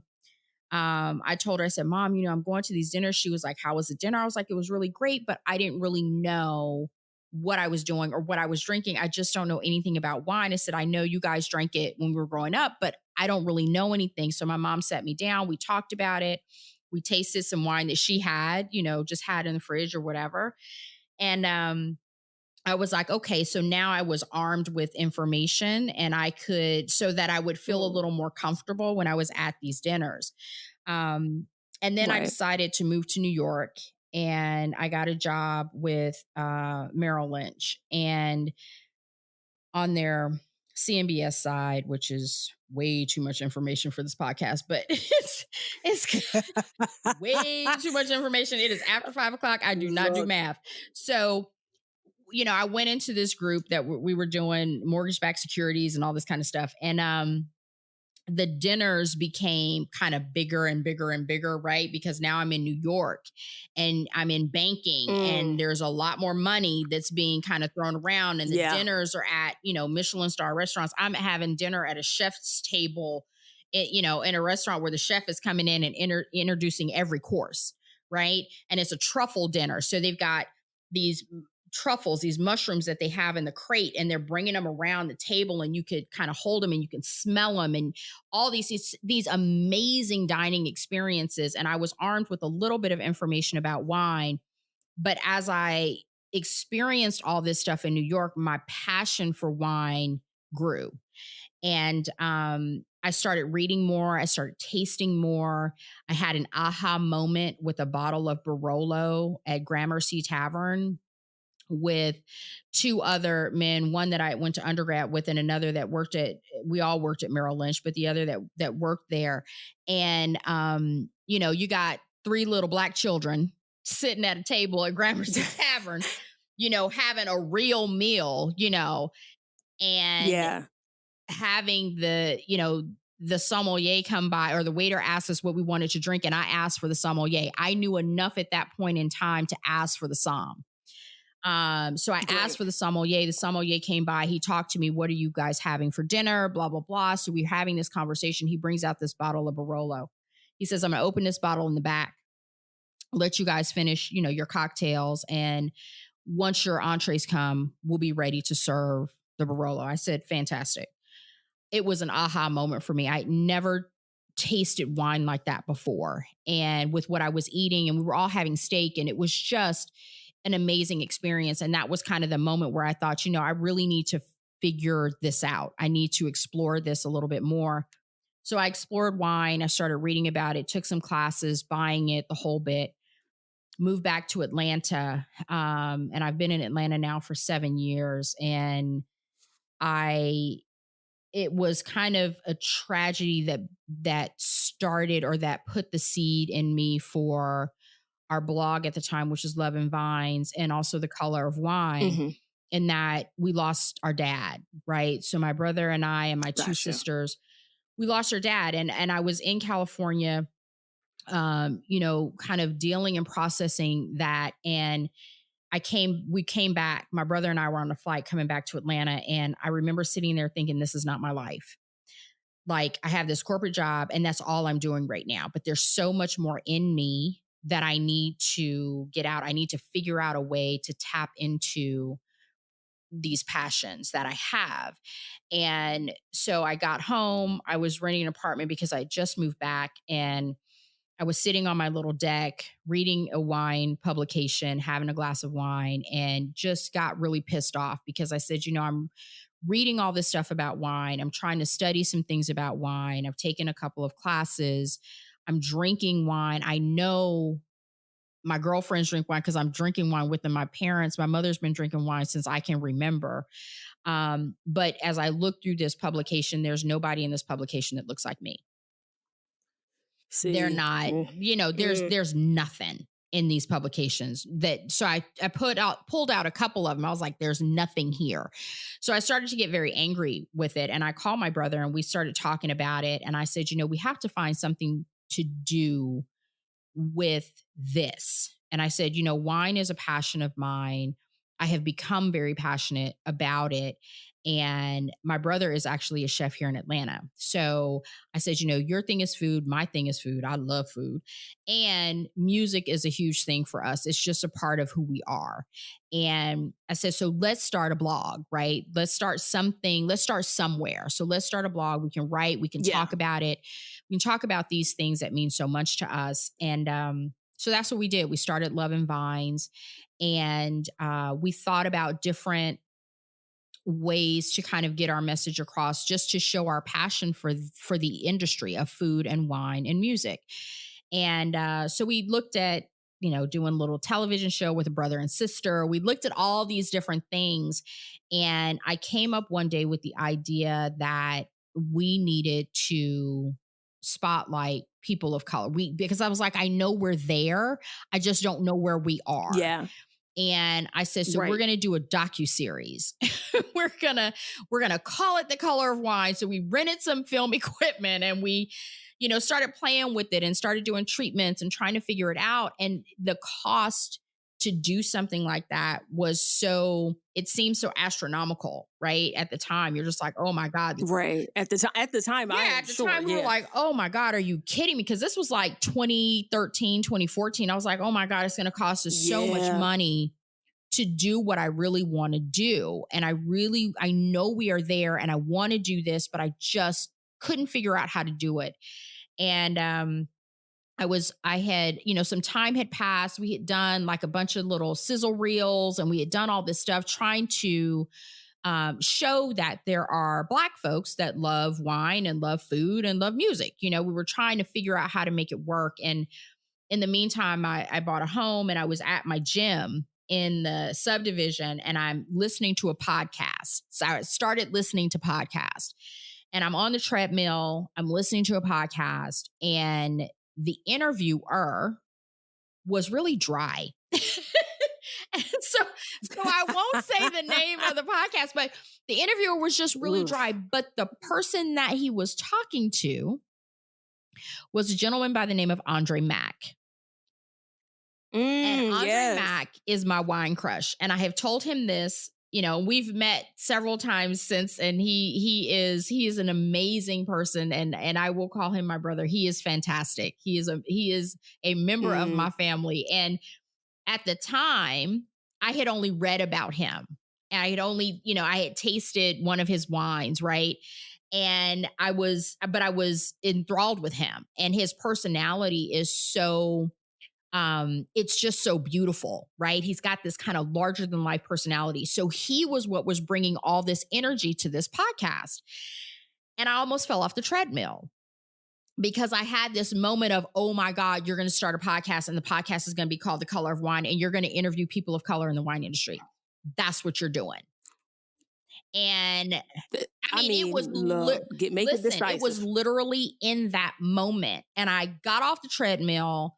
I came home, showered to get ready to go to work, called my brother, who was completely pissed off at me because it had to be like 8:00 in the morning. And you know, chefs, they don't get up at 8:00 in the morning. Yeah, we don't get up at 8:00 in the morning. So he was salty because he had worked a double and all this other kind of stuff. But I told him, I said, this is what we're going to do. And this is how we're going to do it. He was like, I said, I know, I've never done it. He was like, so where do we start? I said, I don't know right now, but I'm going to figure it out and I'll call you later. Right. So I called a girlfriend of mine who's here in Atlanta who has a podcast. She gave me a ton of information, which was so helpful for me. Her name is Kylie Carr, and she has a podcast called Behind the Business Suit. She's amazing. And she gave me this information. I bought a mic. I got Adobe Creative, and I was like, all right, I'm going to host a podcast. And I started doing some research, came up with a guest list, went to Virginia for an event called the Exclusive Blacklist, which is hosted by Benita Johnson of the Vine Wine Club. And it's an event where she has a grand tasting, and that grand tasting is all wine made by Black folks. And so I went not knowing anybody and tasted wines that I hadn't tasted before, met people that I'd never met before, came up with a guest list. And this was in 2017, and started my podcast. Reached out to all the guests that I had on my list. I think our first season was maybe eight or 9 episodes. And I reached out to all of them by email. They didn't know me from Adam, and all of them said yes. And I interviewed them. I had never done that before. I didn't have any like mass communications experience, or I didn't work at the school radio station. I didn't work for the paper. This was the first time I had ever done anything like this. And so I did that, and Andre Mack was the last guest for our first season. And we have completed 7 seasons since then. And I have interviewed over 70 people, and there's so many more people to interview to get their stories out on this podcast. So that's kind of how I started. That's what was the catalyst for me to start The Color of Wine. Yeah, it's those moments. I mean, I'm very familiar with those, and I remember like coming into food and not really having anyone who looked like me in any of the kitchens I worked in, or really on television. Like we were not represented anywhere. And so like over time, having to like leave the rigors of like a regular restaurant kitchen and getting into other types of food work. And at some point I was just like, what are we doing? Like media, like food media is so stale, and I'm just tired of hearing about the same people. I don't want to watch another food game show. We're straight. It's cool. And so I was like, what can I be doing? Like, what can I do? How can I contribute? Because I'm like, I'm very much not the complainer. I'm solution driven almost all the time. And so I was watching, I want to say I was watching America's Test Kitchen on like a weekend, and El Simone had popped up, and I was just like, whoa, wait a minute. So all this time, not a brown person has graced the screen, and who is this woman, and what's going on? So that was my spark. That was my like moment where I was just like, oh, if I can get in her head and like kind of like pick all the information and the wisdom out of there and share it with people. Like what do I have to do? And at that point I was listening to podcasts like Splendid Table and Sporkful and all of those. And I was like, yeah, okay. And I realized listening to those, there were very few Black women represented in those spaces and being interviewed, and I'm like, I don't know if you guys just don't find us interesting, but okay. And so I was like, well, I'll do a podcast. And again, right there with you. I was like, well, I've never done podcasting before. The skills I did have that helped me was I was very familiar with like design and marketing, so I could promote the show beautifully. But it was like, okay, well, if I'm going to promote it, it has to be at least Right. good. I wasn't really aiming for like amazing because I didn't know Right. enough yet. But I sent my email out to her. She responded and was like, sure. And I was just like, okay, here we Mm-hmm. go. And so, like, from that point, you're just kind of like, there's so much, like, the voice, as you interview one, the voices just Yeah. multiply. There's more and more and more people that you just didn't realize because, and the minute I go, I didn't know this person was out there. I didn't realize they were out there doing this work. That is the moment I reach Right. out because I'm just like, the fact that I'm now discovering you, it means that, like, even if I was checking for you, I might not Right. have found you. Absolutely. And that's what I've been loving. I've been loving about this moment, like while white people are waking up to the fact that black people have we've been us all Mm-hmm. this time. We have made sure that your clothes look right, Right. that you come across at least cool to the rest of the world, that your music isn't trash. Like we've done all of Yeah. that. And you still is just like, oh, we didn't realize you guys were here and wanted, like, to be Mm-hmm. treated well. And so with that happening, I think simultaneously I am able to discover black people that I didn't know were out there because their platforms have been Mm-hmm. elevated. And so, like, while it's still a little, I'm still kind of giving the side eye to this like response and this energy around like allyship and support and all of and all the Mm-hmm. things. And I'm just like, okay, well, yeah, we'll see how long that lasts. Like, consistency is Right. everything. While that's happening, I'm also able to see like all of these new platforms that have popped up that I'm just like, oh my gosh, I didn't know they were there. Oh, okay, they're doing this Right. over here. And so it's enriched my Mm-hmm. guest list quite a bit. And like now I can like pursue some really interesting stories and some really interesting people. And a lot of that work was done because we were kind of like, hey, we've always been here and we might not have been visible to you, but like thank God now we're visible to each Exactly. other. I mean, it's exactly Because if you right. cannot see yourself, Yeah. I mean, if you if you can't cannot see see yourself, yourself, it's hard sometimes to realize what's possible. Mhm. exactly. So for you, um, where how do you see the podcast evolving? Like, would you revisit the docu series if you had If I the had, proper yes, if financial I had support? the capital, I would absolutely do it. Because I think Okay, that there's there's only so much that we can create from an audio perspective. There's much more absolutely. that I think we can do, and there's an impact that is absolutely greater when you can do something visually. Um, I absolutely would do it. To go to a docuseries, and it's something that we're exploring, and now is kind of a pivotal moment, I think, for our community, and Yes, it's trying to kind of figure out, okay, how could we possibly do that? Um, it's right like there, that part. let's understand kind of where we are right now, and let's see if we can't put it in motion again. We've tried a couple of times, and it hasn't worked out, and even if we tried it again and it didn't work out this time, that would be okay. I will never give up on that thought, and the Mm, desire to do that. um and so it's definitely something that we're looking at this point, to see if we can get the capital in order for me to physically do it. um okay, because that okay. takes, So yeah, it takes a lot, and it's tough right now yeah, because you can't really plan to do it this year, but it's something that we right. can definitely look at for the future, as far as something that we want to continue to look at. Yeah.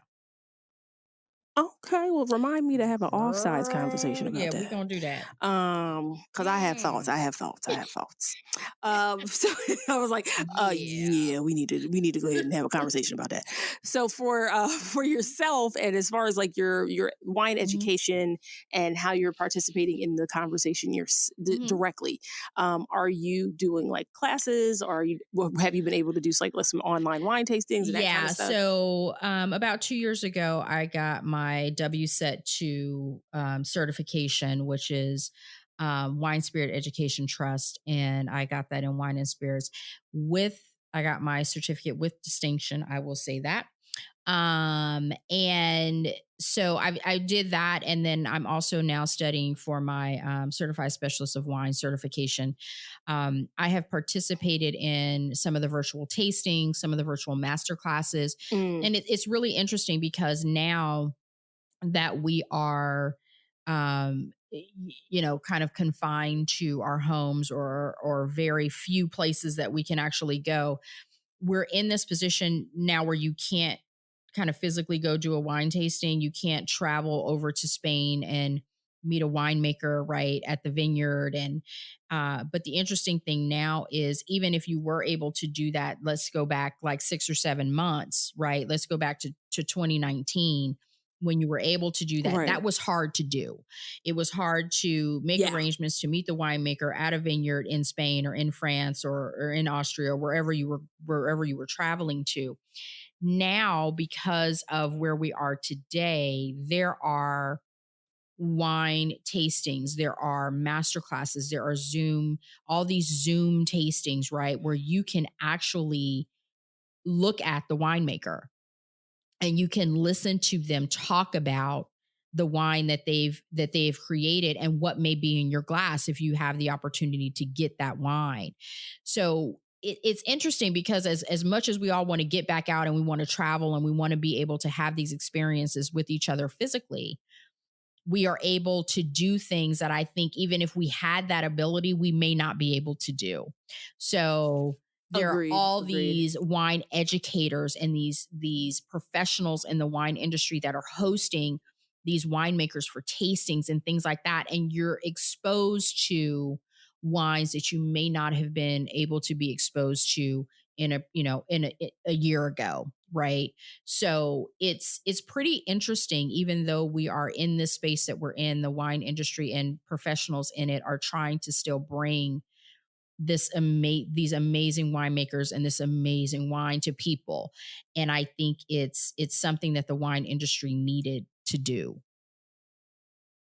Oh yeah. I mean, it's incredible. Like when we kind of started into this space in March, and we kind of, all saw it coming a little at a time, like inching its way. My initial reaction was very similar to most people, like, oh Lord, what are we about to get ourselves into? What is this foolishness and this mess? Okay. And then it was like, oh, is it a flu? Is it a bad flu? Is it a strep throat? And then, like, as more information came about, it was like, nope, it is none of those things. And while there was a collective sense of kind of like despair and like sadness and disappointment, I had like my first feeling about it was that there's this really interesting window of opportunity that's about to present itself. And in that, like what you were saying about, now you have these opportunities to sit with the winemaker because they're in a whole pattern and you're in a whole pattern. So why not connect and take advantage of this opportunity to use the technology that we all have been abused by, almost, because we're always having messages come at us. Why don't we take some control over it and like actually use it with purpose and be intentional about why we're using it? And so, like, I definitely found like the amount of information being exchanged between people, the amount of like connection that you're able to make in this very unique moment. I absolutely agree. I don't think we would be where we are because we would be moving about too much and too distracted to really like dial in with each other. And so while absolutely this has been like hard and challenging and all the other things, the things that have come from it though have been, fulfilling and really rich. And, I don't think if you could capture them in what we consider like a regular world at this point, I don't know if we would have appreciated it the way we do, because there's no real alternatives. Like, we're kind of like, these are your options, make your decisions.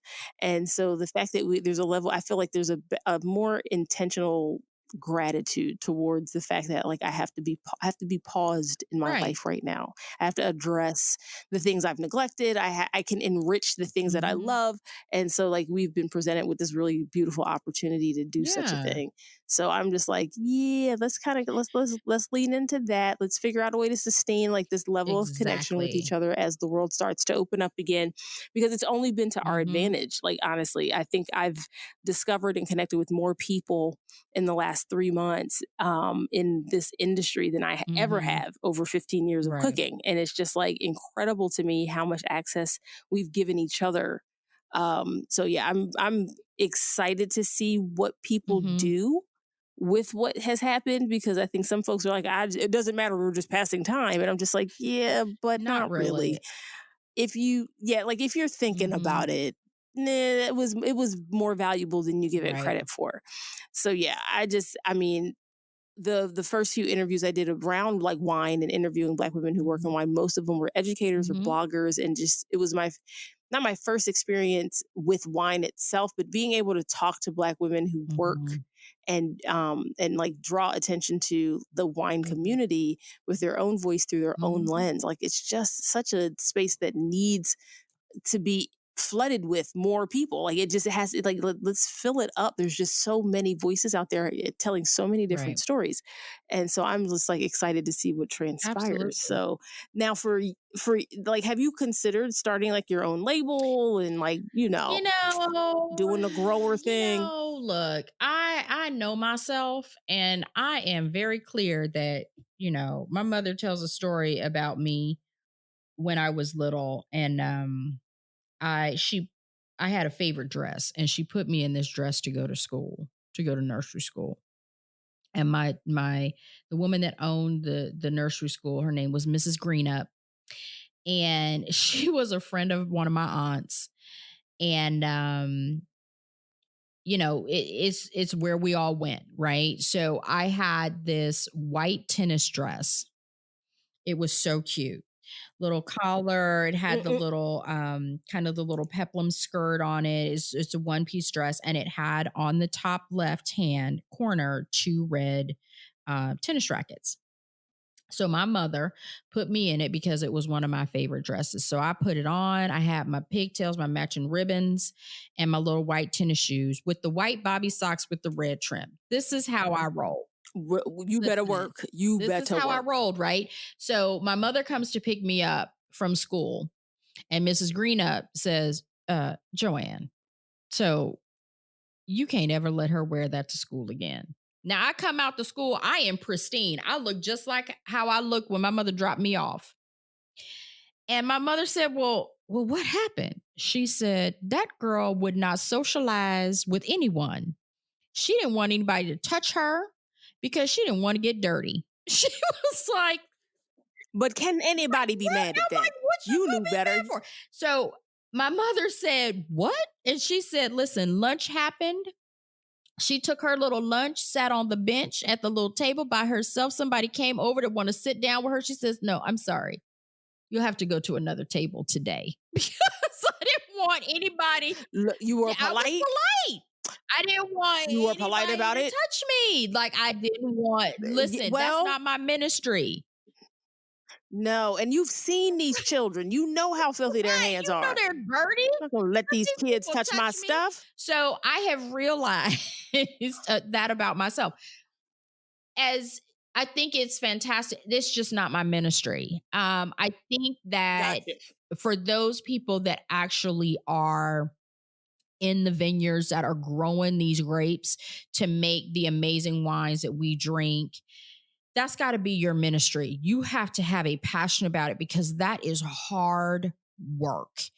And for me, that's just kind of not what I want to do. I think as far as like starting a brand or being a vintner where you're buying grapes, or even where you're working with a winemaker at a particular winery or vineyard or whatever, I don't know that that's really for me. That may change as I get a little older, but for right now, I rather enjoy the amazing wines that these people that really have a passion for that are producing. It's just not my thing. Look, people, know your lane. Let me tell you something. I'm not trying to get it. I'm not trying to move out to that lane because I can't. I just look. Now, do you have any favorite like Black owned, Black managed wines that kind of stay in the rotation? Let me tell you something. I actually finished while we've been talking. I finished a rosé called 3 by Wade. It's Dwayne Wade has partnered with a vineyard in California called Paulmeyer, and he makes under his brand a rosé that's actually really quite delicious. I also absolutely love Andre Max wines. I love his Pinot Noir. He has a Pinot Noir called OPP. That is fantastic. He has another Pinot called Bourgogne. That is amazing. I love really anything that he produces. There's so much beauty and clarity in the wines that he produces. So I'm super stoked about anything that he's got coming out. I also, the McBride sisters have a sparkling rosé that is delish. And I can pound that on my deck, in my bedroom, in my dining room, wherever. It's amazing. And I love it to death. I also love some another wine made out of Oregon by Bertani Foston. His vineyard is called Abbey Creek. He makes some beautiful, beautiful wines. And there's a sparkling Sauvignon Blanc. There's a gentleman in California named Chris Christensen. His brand is called Bodkin, and he made the first sparkling wine or sparkling Sauvignon Blanc in this country. It is absolutely delicious. So those are a few of my favorites. There's a woman in Northern California, Theodora Lee, of Theopolis Vineyards. Her Petit Syrah, her Petit Syrah is, of all the Petit Syrahs that I've had, her Petit Syrah is probably the best Petit Syrah I've ever tasted. But she makes this Pinot Noir that is unfiltered.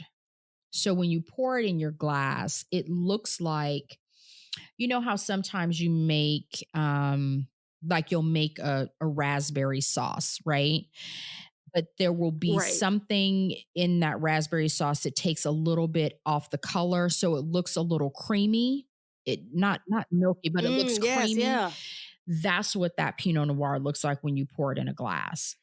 And it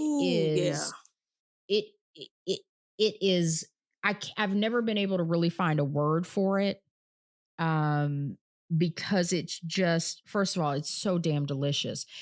And it's unlike any other Pinot Noir experience that I've really had. And I actually drank my last bottle of it a couple of weeks ago. And I was mad when I drank it, but I was so happy when I drank it. Because it was so, that's what it's there for now. So delicious. It was really quite delicious.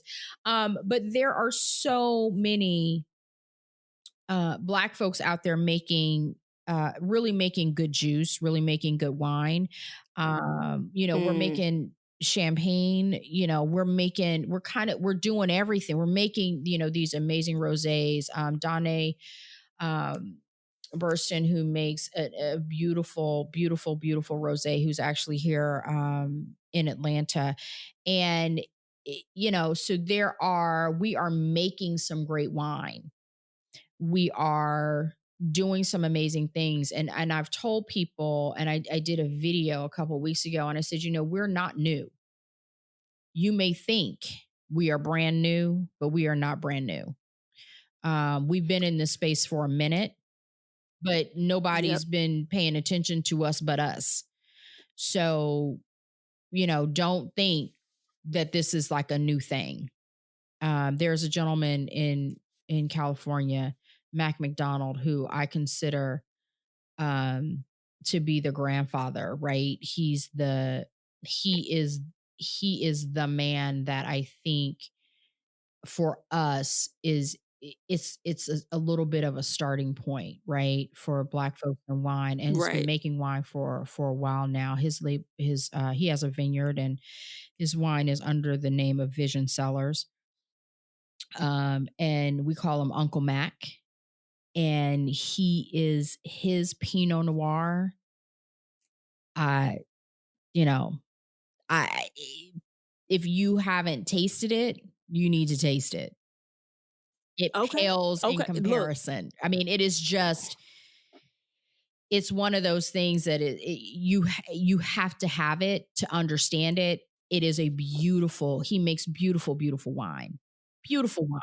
It's like, put that on the list. Go ahead, put that on the list, y'all. Look up Vision Cellars, and put that on the list. He makes beautiful wine. beautiful, and he doesn't make a ton of Mm. it.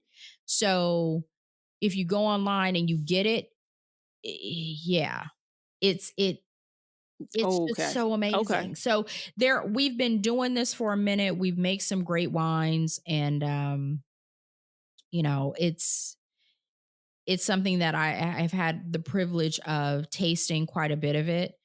Um, and I'm honored and humbled to taste it. For me, it's like people, again, I think the really beautiful thing that Black people do with just about everything is Mhm. enrich it. Like with food, food for us is very sacred. Wine is also the same, has carries that Yeah, same energy. And it's typically not thought of in that way in like right. mainstream culture.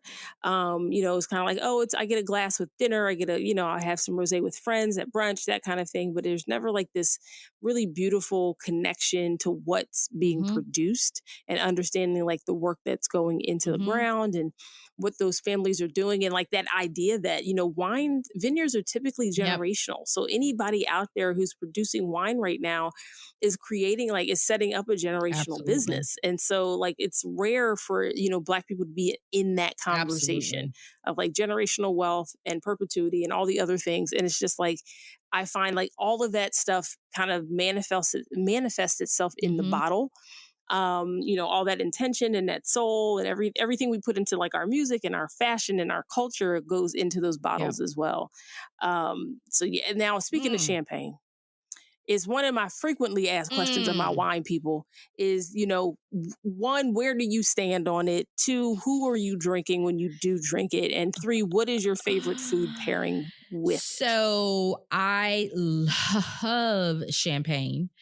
Um, I absolutely love it, and I would never stop drinking it. There are a couple of champagnes that I really like. One of the ones that I like is Lallier, and it's beautiful, and you can find it retail between like 40 and $50. There is a Black woman making champagne in France. It's under the label of Marie Cesar. And I actually was afforded the opportunity to taste it through Tahira Habibi of Hugh Society. And I mean to tell you, I was floored.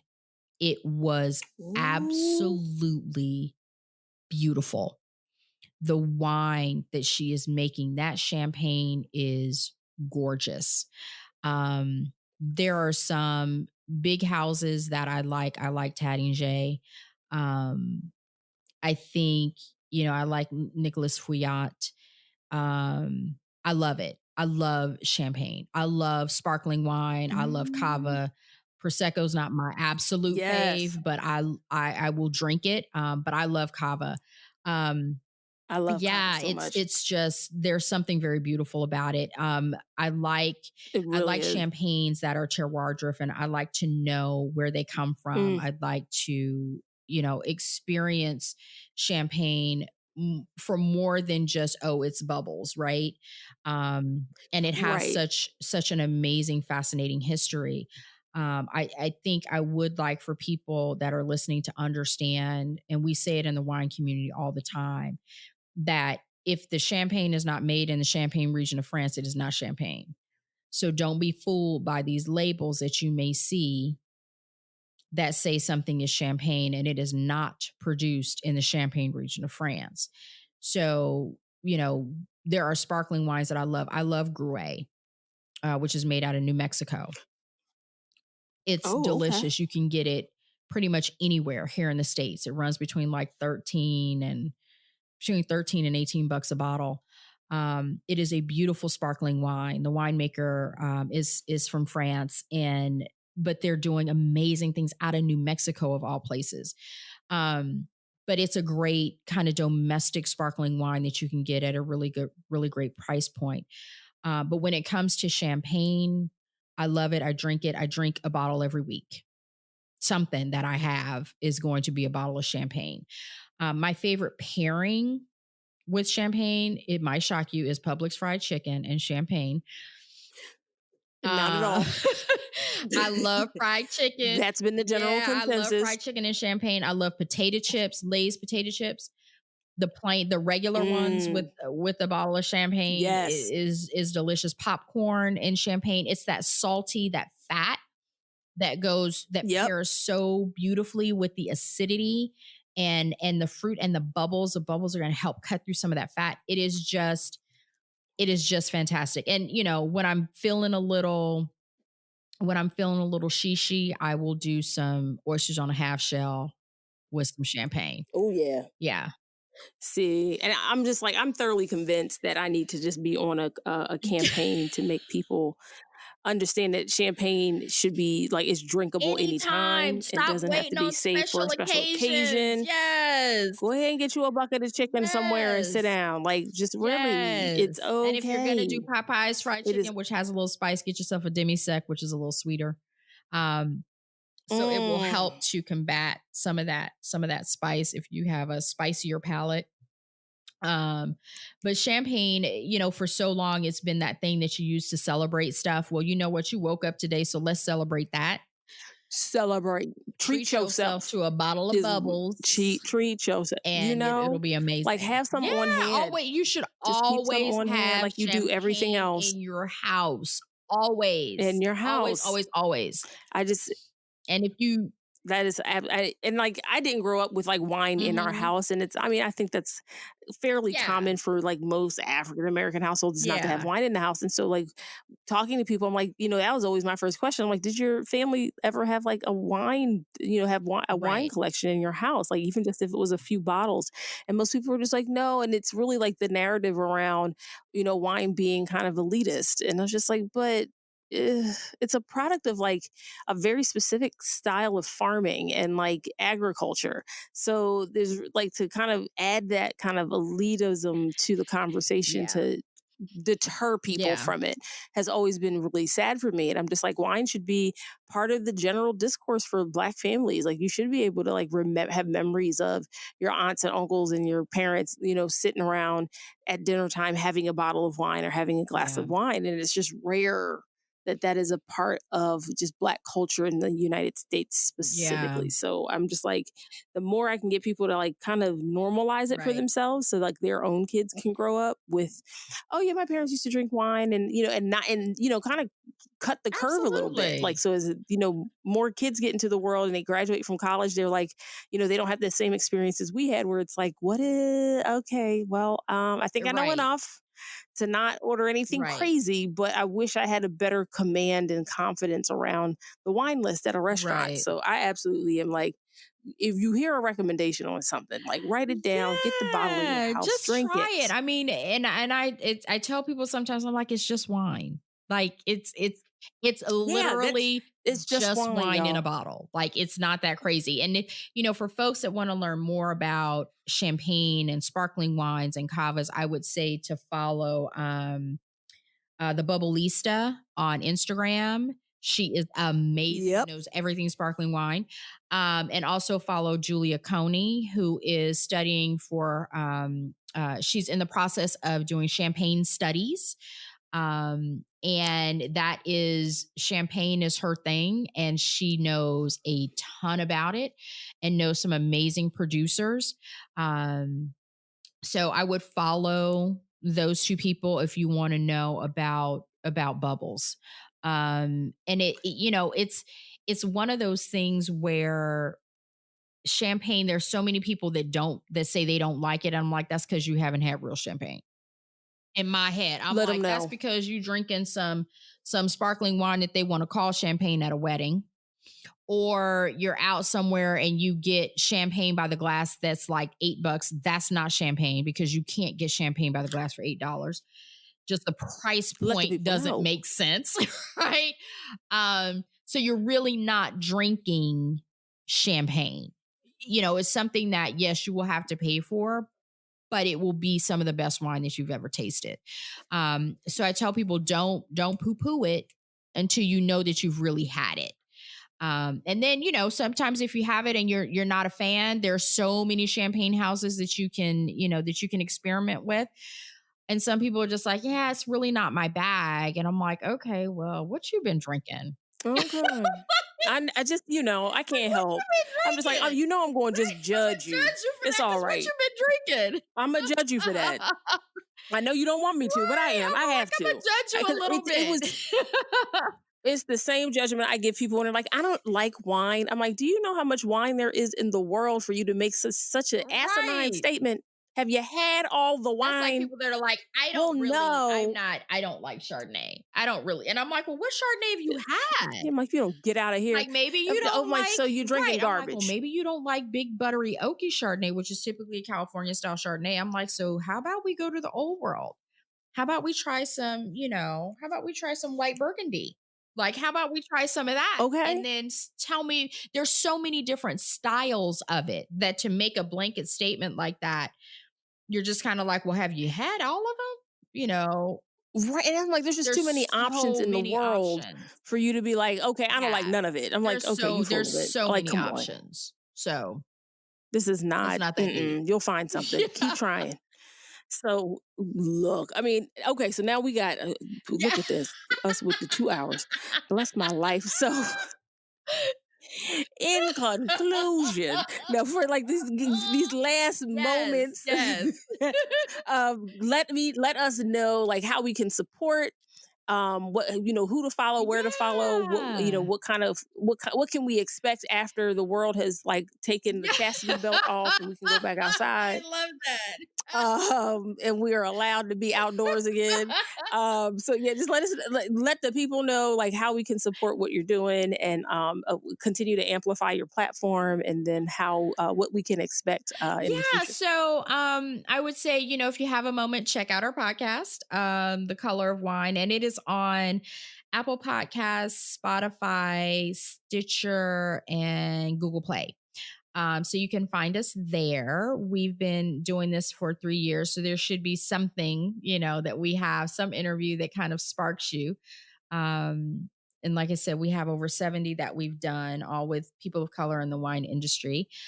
So yeah, check us out on those platforms to listen, and follow us on social media at The Color of Wine on Instagram. That's where we do all of our coming soons and where we release all of our podcasts. And then I would say, to help support us is to support our guests, support people of color in the wine industry, support your Black winemakers. We are out there. There are so many lists right now that are out there. Okay, because Black people are popular right now, guys. In case you didn't know, Black people are in again. We're in again. So there's so many lists of Black winemakers, Black owned wine stores, Black influencers when it comes to wine, and just folks that are really doing things in the wine industry to impact change. And to impart change on the industry, which is typically been very white and very male. So I would say, check out our pages on social media. Some people to follow that I will tell you right now that are really doing some serious business with respect to the wine industry would be Julia Coney, and she is at Julia Coney. Also, Larissa Dubose, who is a wine educator. She is at The Lotus and the Vines on social media. Also, Shakira Jones, who is at Black Girls Dying 2. And also Tahira Habibi, who is at Hue Society and at Sipping Socialite. They're really doing some amazing, amazing, amazing things in the wine industry to elevate our voices at this time. But again, none of them are new to this industry. They've been doing what they've been doing for a while. And it's all been impactful, thoughtful change and content that they've been putting out there. So, check us all out, and you can find other people through those pages of folks to follow. And, I think to me, that's the best way to support The Color of Wine is if you listen to an episode, follow the person that we interviewed. See what they're doing in the space. We interviewed the first Mexican American master of wine. And he is absolutely fantastic. His name is Martin Reyes, and he's doing amazing things in this industry. We interviewed the first Black master sommelier, Thomas Price, doing amazing Wow. things in this industry. So if you find an episode that you connect with, turn around and follow those folks and support them. That is the best way to support the color of wine. The people that I've mentioned earlier, as far as, folks that are actually making an impact on this industry, follow them, support them, watch what they're doing, support their businesses. That's how you then turn around and support us. Coming up, we are working on our next series. We had to take a little time off. I needed to take some time off. My fire burned out, and so I had to wait for that spark to see if that spark was going to be just a spark or if it was going to ignite the flame again. And my flame has been ignited. So we are working on kind of our next series, and it's going to be pretty dope. It's going to be a little different. The format that we're going to be using is going to be a little different. The format of the show, we will still have amazing guests, but the format is going to be a little bit different. We're really trying to highlight the gifts that our guests have and have been blessed with. So the format may look a little different, but we will still be providing, a platform for our stories to be told. So that's what's coming up for us. And I would say to kind of look for some of that in the fall. We've got another little special series that we're working on in between kind of what we're doing right now. We're finishing up a series that we did on innovation, technology, and hope, where we went back and talked to some of our guests from previous seasons just to see how they were coping through this COVID-19 crisis and kind of where we are. So all of it was recorded probably prior to the first week of May. So we're putting a disclaimer out on that too, because it was recorded the stuff was recorded earlier in the spring, but the episodes were. So we're doing that, and we should finish up with that within probably around the second week of July. And then we've got another little short special series that we want to do just around what has been happening with new platforms and new organizations that have come about, maybe that were being thought of prior to everything that has been going on in this country, and things that have come up because of everything that has been going on in this country. So we'll have a couple of new episodes just to see what's happening from the perspective of different platforms that have come up regarding scholarships and education, and how people are supporting Black folks and Indigenous people and people of color in the wine industry. So we'll have that kind of happen sometime this summer, and then we'll come out with our new series, is what we're now calling them, probably closer to September. So we've got a lot on the horizon, a lot of things that we're working on, but just trying to stay true to our mission of providing a platform for our stories to be told. Wonderful. Ladies and gentlemen, I don't really give too many choices. What you need to go do is listen to an episode. She was being very diplomatic. I don't have to be. So do yourself a favor. Don't act like you know everything and like pretend that you have no interest in these stories and like, oh, I don't really listen to podcasts. Like, no, just go listen to one. Just stop that. We're not doing that this year. Wear a mask, listen to a podcast. Right. Like that's really all you really need to do right now. The only requirements. So thank you. So thank you again so much for hanging out with me look, I'm happy to take 2 hours, and I'm like, and I rarely edit these down. I'm like, look, sit down and listen to some conversation for a couple hours and enjoy yourself. Where you got to go? There's nothing open. Or it really shouldn't be. Stop it. Like, this is your chance. This is your opportunity. Make sure you guys are spending coins with a lot of these winemakers and a lot of these Black-owned brands, please. Make sure that they're in business when all of this is over, and and pay attention to what's going on. Like, watch out for each other and pay attention to what's happening with one another. Like, and even if you're not a wine drinker, look, people in your life like gifts. Somebody likes wine. Stop playing. Part of this is definitely hearing our stories and elevating those and celebrating them and getting them in front of other people. The other part of this is commerce, and with people need money in order to grow, and so where you see an opportunity to throw some coinage somewhere, please do so. Like I said, y'all got that bump in unemployment. You're making more money in unemployment than you did in your job, and nobody's here to judge, because I am too. But go ahead and take them extra coins and put them someplace useful. Anyway, absolutely. So I appreciate you so much. Thank you so much for hanging out. This season has been like, the first season kind of blew my mind. I was just like, wow, all these people I've talked to, all these women I've connected with, has just been so incredible. And this particular time around, because we are in such unique circumstances, it's just the level of community that I've gotten each time I have a new interview has just been like nourishing, and it's been fantastic. Yeah. So I just thank you again for your work and for elevating all of these voices and these stories. And like, I'm encouraged that I'm not the only one out here thinking about my situation in the same way. I'm not alone in my madness. Here. You are not by yourself.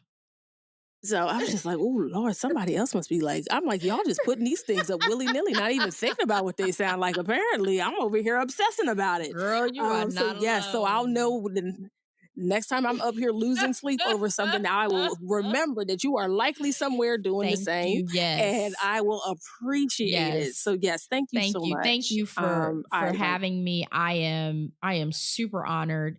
I have been following you since you started. And Afros and Knives. And I am super proud of you and what you are doing in this space. So thank you so much for reaching out to me, and thank you for having me as your guest. I am truly appreciative and very, very humbled. So thank you so much. Well, thank you. Let me hit this stop button. They're going to sit here and say thank you.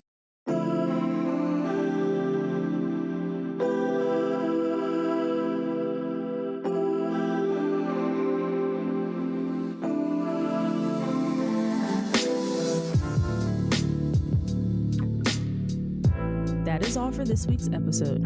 Thank you to our guests for spending some time with us, and thank you for listening in and for being a part of the Flyest Click in podcasting. If you love these conversations, be sure to download, subscribe, comment, and share. You can get further connected with the Afros and Knives community by following us on Instagram, Twitter, and Facebook. And don't forget to visit our website, afrosandknives.com, and sign up for our newsletter. Afros and Knives does this work only with the financial support of our Patreon community. To become a patron, please visit patreon.com/AfrosandKnives and pledge your monthly support. We are working on expanding into video, as well as offering patron-only content this year, and you don't want to miss out. Until next week, may you be happy, may you be safe, may you be healthy,